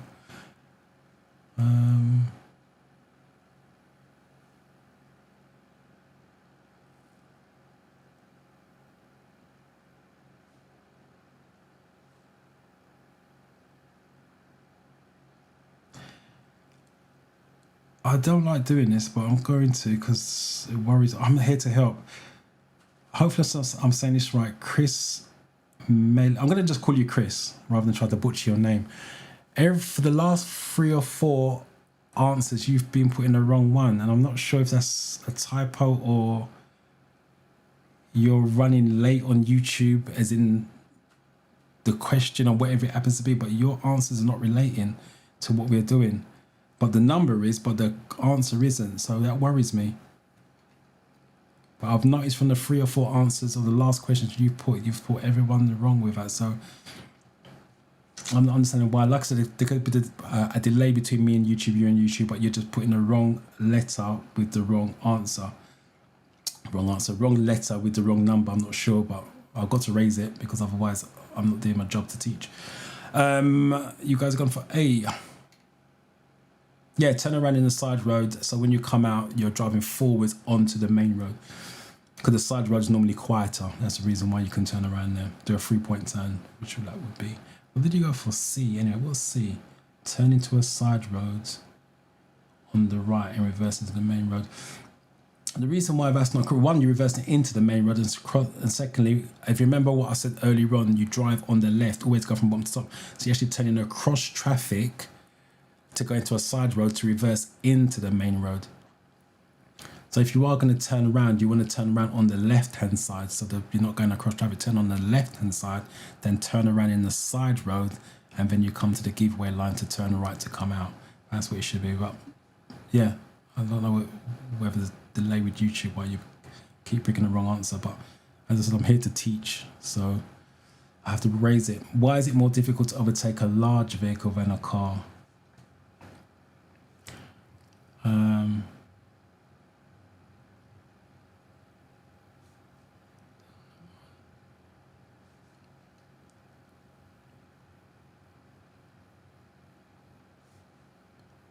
Oh, G for life. I don't know if you're still here, but welcome though. This was up from a long time ago. What advice would you give to someone who passed their driving test but hasn't driven for 3 months because waiting for a car can take a really waiting for a car? Refresher lessons. There's nothing wrong with taking refresher lessons. Phone your instructor, say, look, I passed my test. So they know you passed your test. I like to do refresher lessons. You got to see driving instructors as all round. We do refresher lessons as well as motorway lessons, nighttime driving. So if winter comes and you want to take lessons, because obviously if you passed in the summer, you probably drove broad daylight. So if winter comes and you want to take lessons at night, you can book a nighttime lesson. Adverse weather, if it rains, you can turn around and see if your instructor's got any last minute bookings to drive in the rain, so you can use lights, window wipers, blah blah blah. We cover all sorts. So yeah, take refresher lessons is what I would do. When you get your car, if your instructor's up for it, they can take refresher lessons in your car, so you get used to your car in real time as well. Yeah, refresher lessons is the way to go. I don't know, my test is this Tuesday, I know. Let me come back to that. Let me just quickly do this one. Pass my theory test, 45 out of 50, well done. And 57, 75, thank you. You are welcome. Thank you for coming to the live. Let me know, appreciate it. And we are number 19.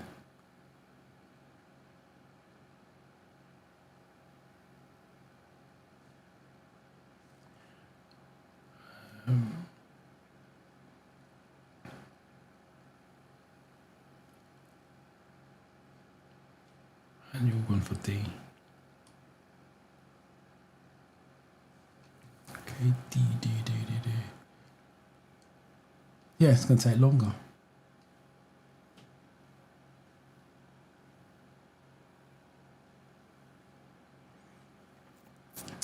Your vehicle has broken down on the motorway. In which direction should you walk to find the nearest emergency telephone?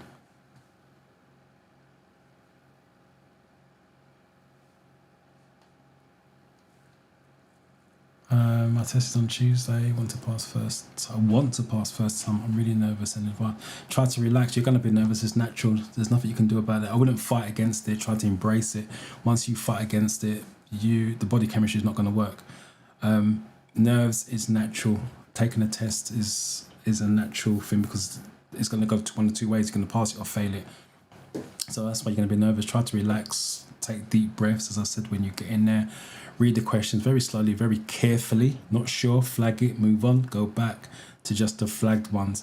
But I'll be honest with you, what's going to help you pass first time is the knowledge before you go in. It's not what you do in there on the day. So if your knowledge is there before you go in, as long as you don't panic and freak out because of the nerves, then it's going to be the outcome you're looking for. So it's not what you do in there, it's what you've done before you get in there. So that's what I would suggest. But good luck with it on Tuesday. I wish you the best of luck with that. Please come back next week and let us know how you got on. It'd be nice to know what the outcome is.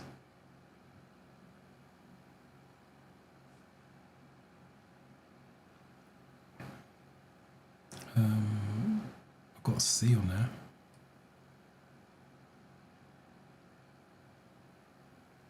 Oops.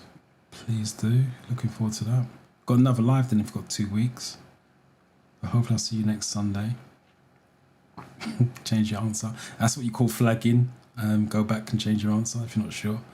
See again, you got a different answer to everyone else. I'm not sure if you're on the same number as YouTube. Got a C as well. I changed it to A. So we changed it to A. Okay. In the direction shown on the marker post, there's a phone symbol with an arrow on the marker post. It tells you which way to walk to the nearest phone. The other questions that don't come up on the app is how far apart are the phones. They're a mile apart. And the other question is what's the furthest you're going to walk to a phone? It's half a mile. If you got unlucky and broke, then in the middle of two phones, it's going to be half a mile one way or the other. So those are the follow-up questions on the real test, but not on the app. Obviously got one wrong, but it's me getting it wrong because I just clicked the wrong answer. But as you can see, road and traffic signs, it's actually 5. It's interesting. Rules of the road 4. That's 9 questions and 2 categories on the 20-question mock test. And this is what I can't stress enough to do your categories, because like I said, there's 9 questions just for 2 categories on a 20-question mock test. So 9 take away 20 is what, 11. So if I was weak on these 2 topics, that's 11 out of 20 just from 2 topics. So like I said, do your categories individually, then move on to hazard perception, then move on to mock test. That's my advice. All right, so that's up to date. Let me just share the screen. Let me just make sure I've not missed anything. Let's go back and thank you for the explanation. I was here last Sunday in your class, took exam 1, if it didn't pass. Congratulations on passing, failed for 2 times.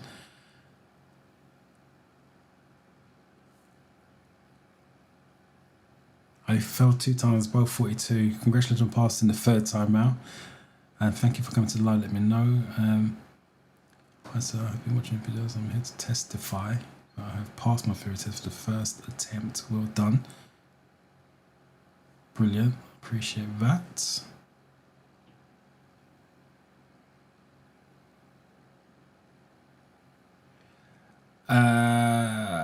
Can you please make a video on the big roundabout, when to take the correct lane and which one to continue later?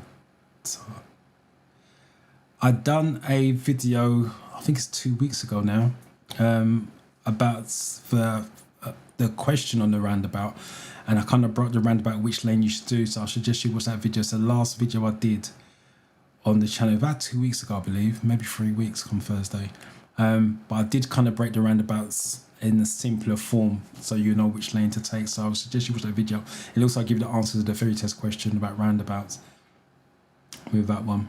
But if you're looking for the videos in terms of driving, I would, rather than me doing it, jump onto Clearview Driving School, Francis, what's Francis' channel? Driving School TV, DG. There's quite other channels who actually filmed it, and you could see them doing it in the car rather than me just filming it and using an app to explain it. But I did do a roundabout one about 2-3 weeks ago to explain the question and answer, so hopefully that helps you. But I'm going to do the hazard perception in a minute. I'm just going back through anything that I may have missed.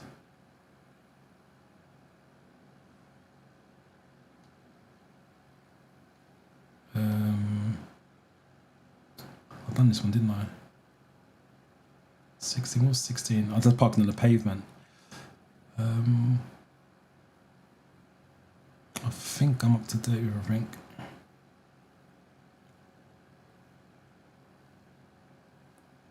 Yeah.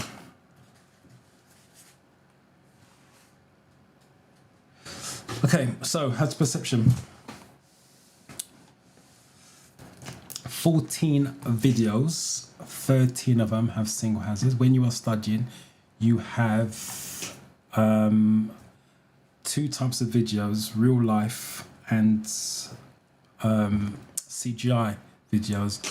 You want to do both of them, but the real life video clips aren't crystal clear. It's hard to see, and sometimes the timing is off. So if you get a low score on hazard perception on the real life clips, I wouldn't be too hard on yourself with that, because it just could be the timing. It's not you, it's just the timing.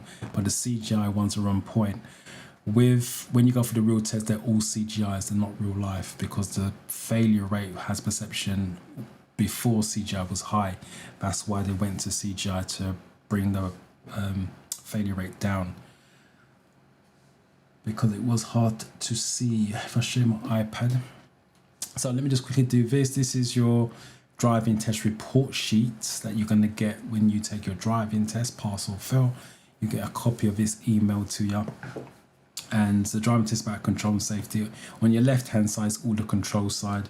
So your gas, clutch, for those of you doing manual, gears, foot brake, hand brake and steering wheel. So he's watching and feeling how you control the car with your pedals, but what you're after for the theory side of it is safety and response to your signs. Someone was talking about how I'm struggling with road signs. This is where it's going to come into play. Traffic signs, road markings, traffic lights, traffic controllers. That's the hand signal with traffic controllers. That's your flat palm and flat back hand that you may see.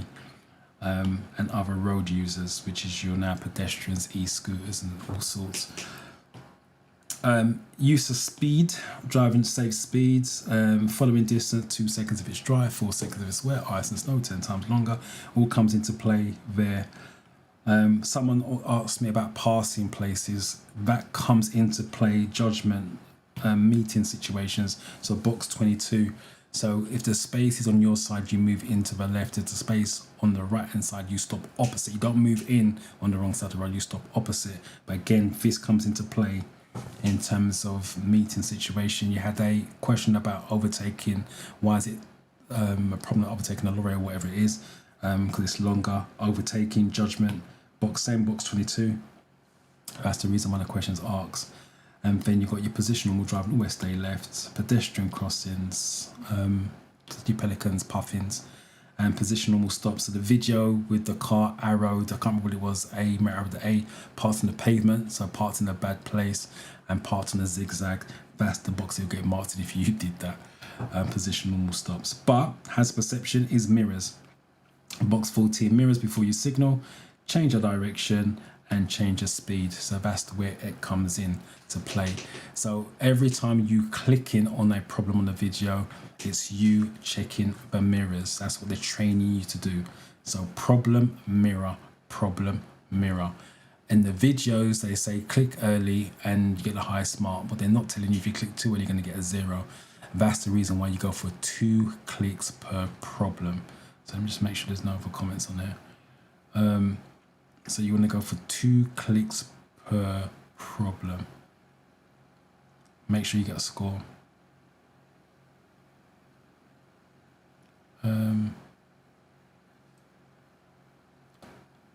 So proud for our come with very thank you so much.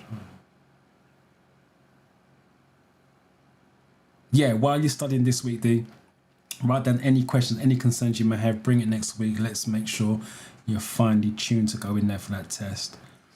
You should be proud of yourself. Like I said, all of you guys studying, even if you're just improved by 1 or 2 marks, it's a major achievement as far as I'm concerned. How do I know that I'm doing the categories individually and not mixing them up? Because it tells you the category you're studying. If you go to the individual sections, it tells you what category you are studying. You're picking the categories. The playlist gives you a head start. I can't remember, such a long time ago. Practice makes you better. I think it was 30 questions, and study with me was 15 questions. It just gives you a basic head start, gives you an idea of how to break the questions down to go with that. I'm in Luton. I teach in Luton now. I used to live in Luton and teach in North London, but I've now moved my business to Luton itself on my doorstep. Makes life a lot easier.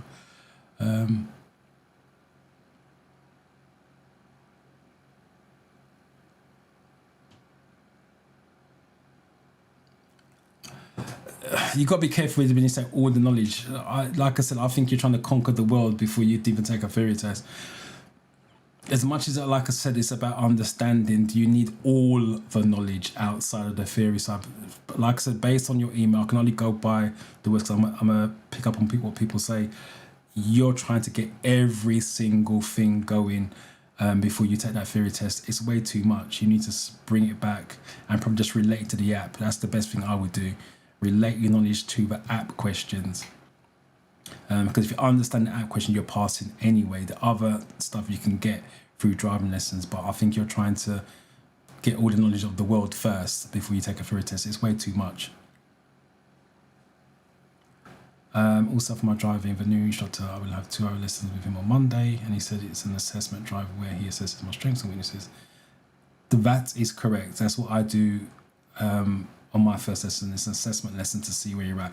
Even if you've never driven before, still classed as an assessment. That's how I do it, because you need to know what that person's capable of doing, whether they're going to panic, freak out, stress, all the rest of it. And it gives you an idea of how quick they can learn, so you can base it on like 2 hours a week. It's going to take you X amount of time if you did it that way. So far so good. But like I said, you need to connect, or the instructor needs to connect with you and make sure they take your feelings into account, rather than no, and making you feel really bad about the mistakes you make, because you should not feel bad about mistakes in the car. Julie, good morning. And how can I get a copy of the marking? Google. DL24 it's called. Sorry, DL25. I don't know where I got 24 from. Call it DL25. Type on Google. You can download it from there. Right, has perception. 4-in-1 app. I use it.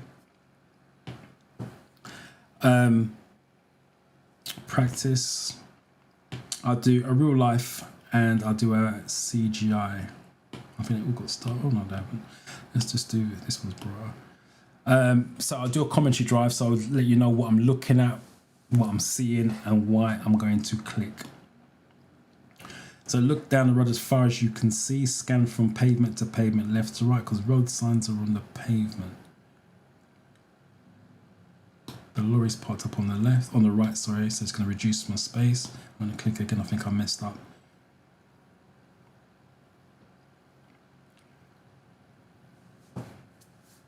Someone was talking about a passing place. This is a passing place. I'm stopping opposite where nothing's parked, so I'm making the road as wide as possible. That would be a passing, but because the skip's on my side of the road. Those cars coming towards me technically should have stopped and let me go.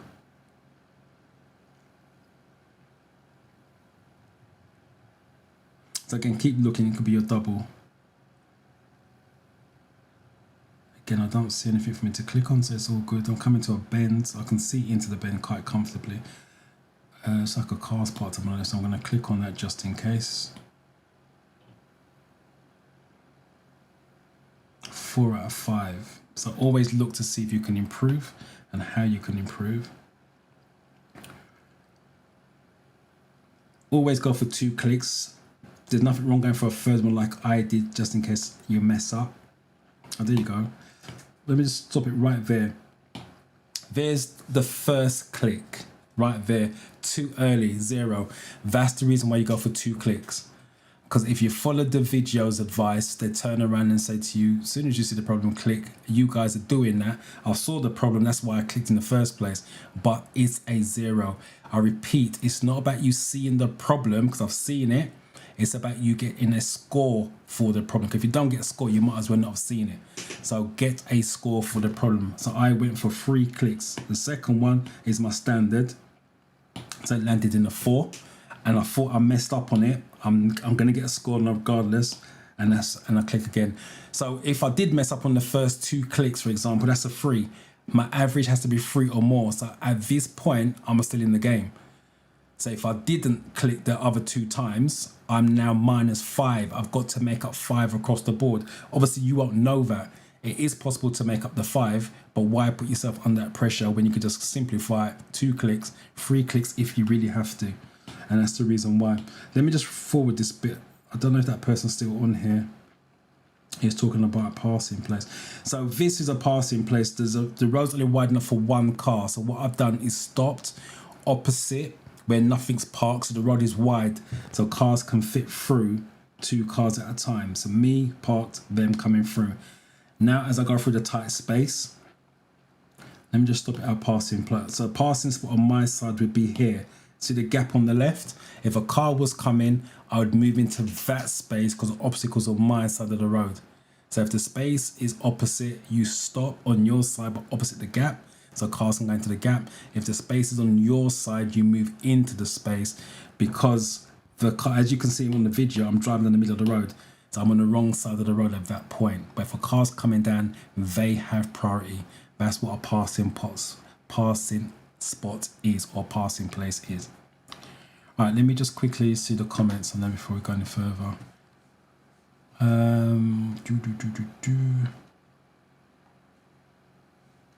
fell 3 times. My mistake was in hazard awareness. Hazard awareness or hazard perception is 2 different things. Hazard awareness questions, hazard perception is what we're doing now. So it depends on which one you're talking about. Hazard awareness is questions, it's a category. Hazard perception is what I'm demonstrating now. So let me come out of that. And now let me do a CGI because it's crystal.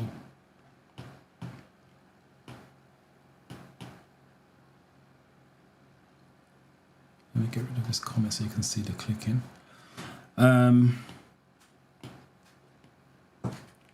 A bend, I can't see around the bend, so I'm going to click on that because anything could be around there. Remember, anything that's caused you to slow down or change direction, you want to be clicking for. So if you think it's going to slow down, the road's narrow, and people in the road. I'm going to go for a third one. I think I messed up on that one as well. Car reversing. No harm in going for a third click if you're not sure. If you click on things that exist, it ain't going to add up to too many clicks. So don't be afraid to go for 3 clicks. Car's parked up on the left, I'm going to have to come across the other side. So I'm clicking just in case. And technically I can't see around the bend, so I'm going to click on that as well. Telling me slow on the floor for the bend. And there's nothing coming towards me, though it says slow. So I don't need to be clicking. And still nothing going on. 5 out of 5. So again, always review. See how you can improve. Even with the 5 out of 5, there is a possibility that you clicked borderline 5/4.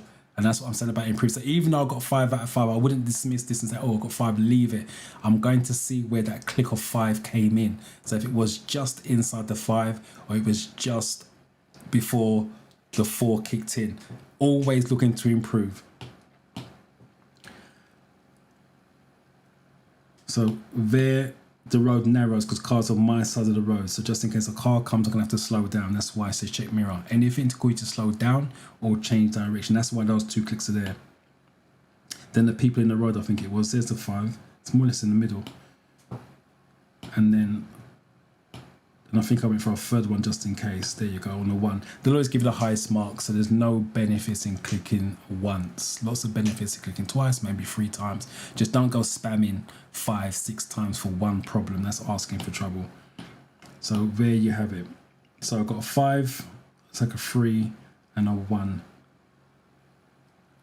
And that's how you do your hazard perception. So hopefully that makes sense. And don't be afraid to practice it. No problem, you're welcome. It's the last comment on there. So yeah, don't be afraid to practice. You remember, you're practicing your art to get better, not to go and get 50 out of 50 and 75 out of 75. You don't learn anything doing that, to be fair. You learn more from the mistakes because it consolidates your lack of knowledge. If you already know stuff, then you kind of get complacent. I know it, and you don't push yourself to reinforce it. If you make a mistake, you should be trying to reinforce not getting it wrong again, and that's how learning takes place. So don't be afraid to practice at home, and don't be afraid to make mistakes.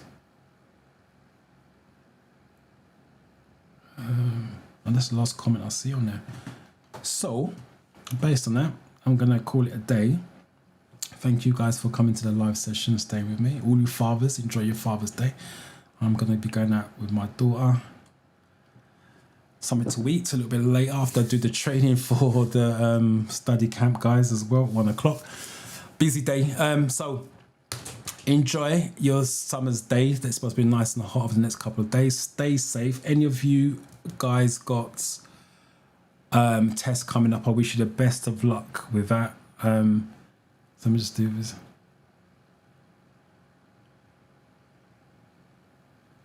Awareness on safety. Yes, that's the whole driving test. Safety and control.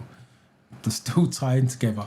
Yeah, look after yourself. Stay safe. Wish you the best of luck if you've got a test coming this week. For those of you who haven't got a test, while you're studying, write down your questions that you may have. Bring it to the live sessions where I can answer it personal to you.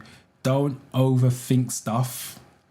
Many Prime, I'll call you by your YouTube name instead of your real name on emails. Do not overthink stuff. Keep things simple. Good luck with your driving lessons tomorrow as well. Again, keep it simple in the car with your instructor. Make his life a little bit easy. And hopefully I'll see you next Sunday where we can discuss your driving lesson itself. But take care of yourself, guys, and enjoy your day. I shall see you next Sunday.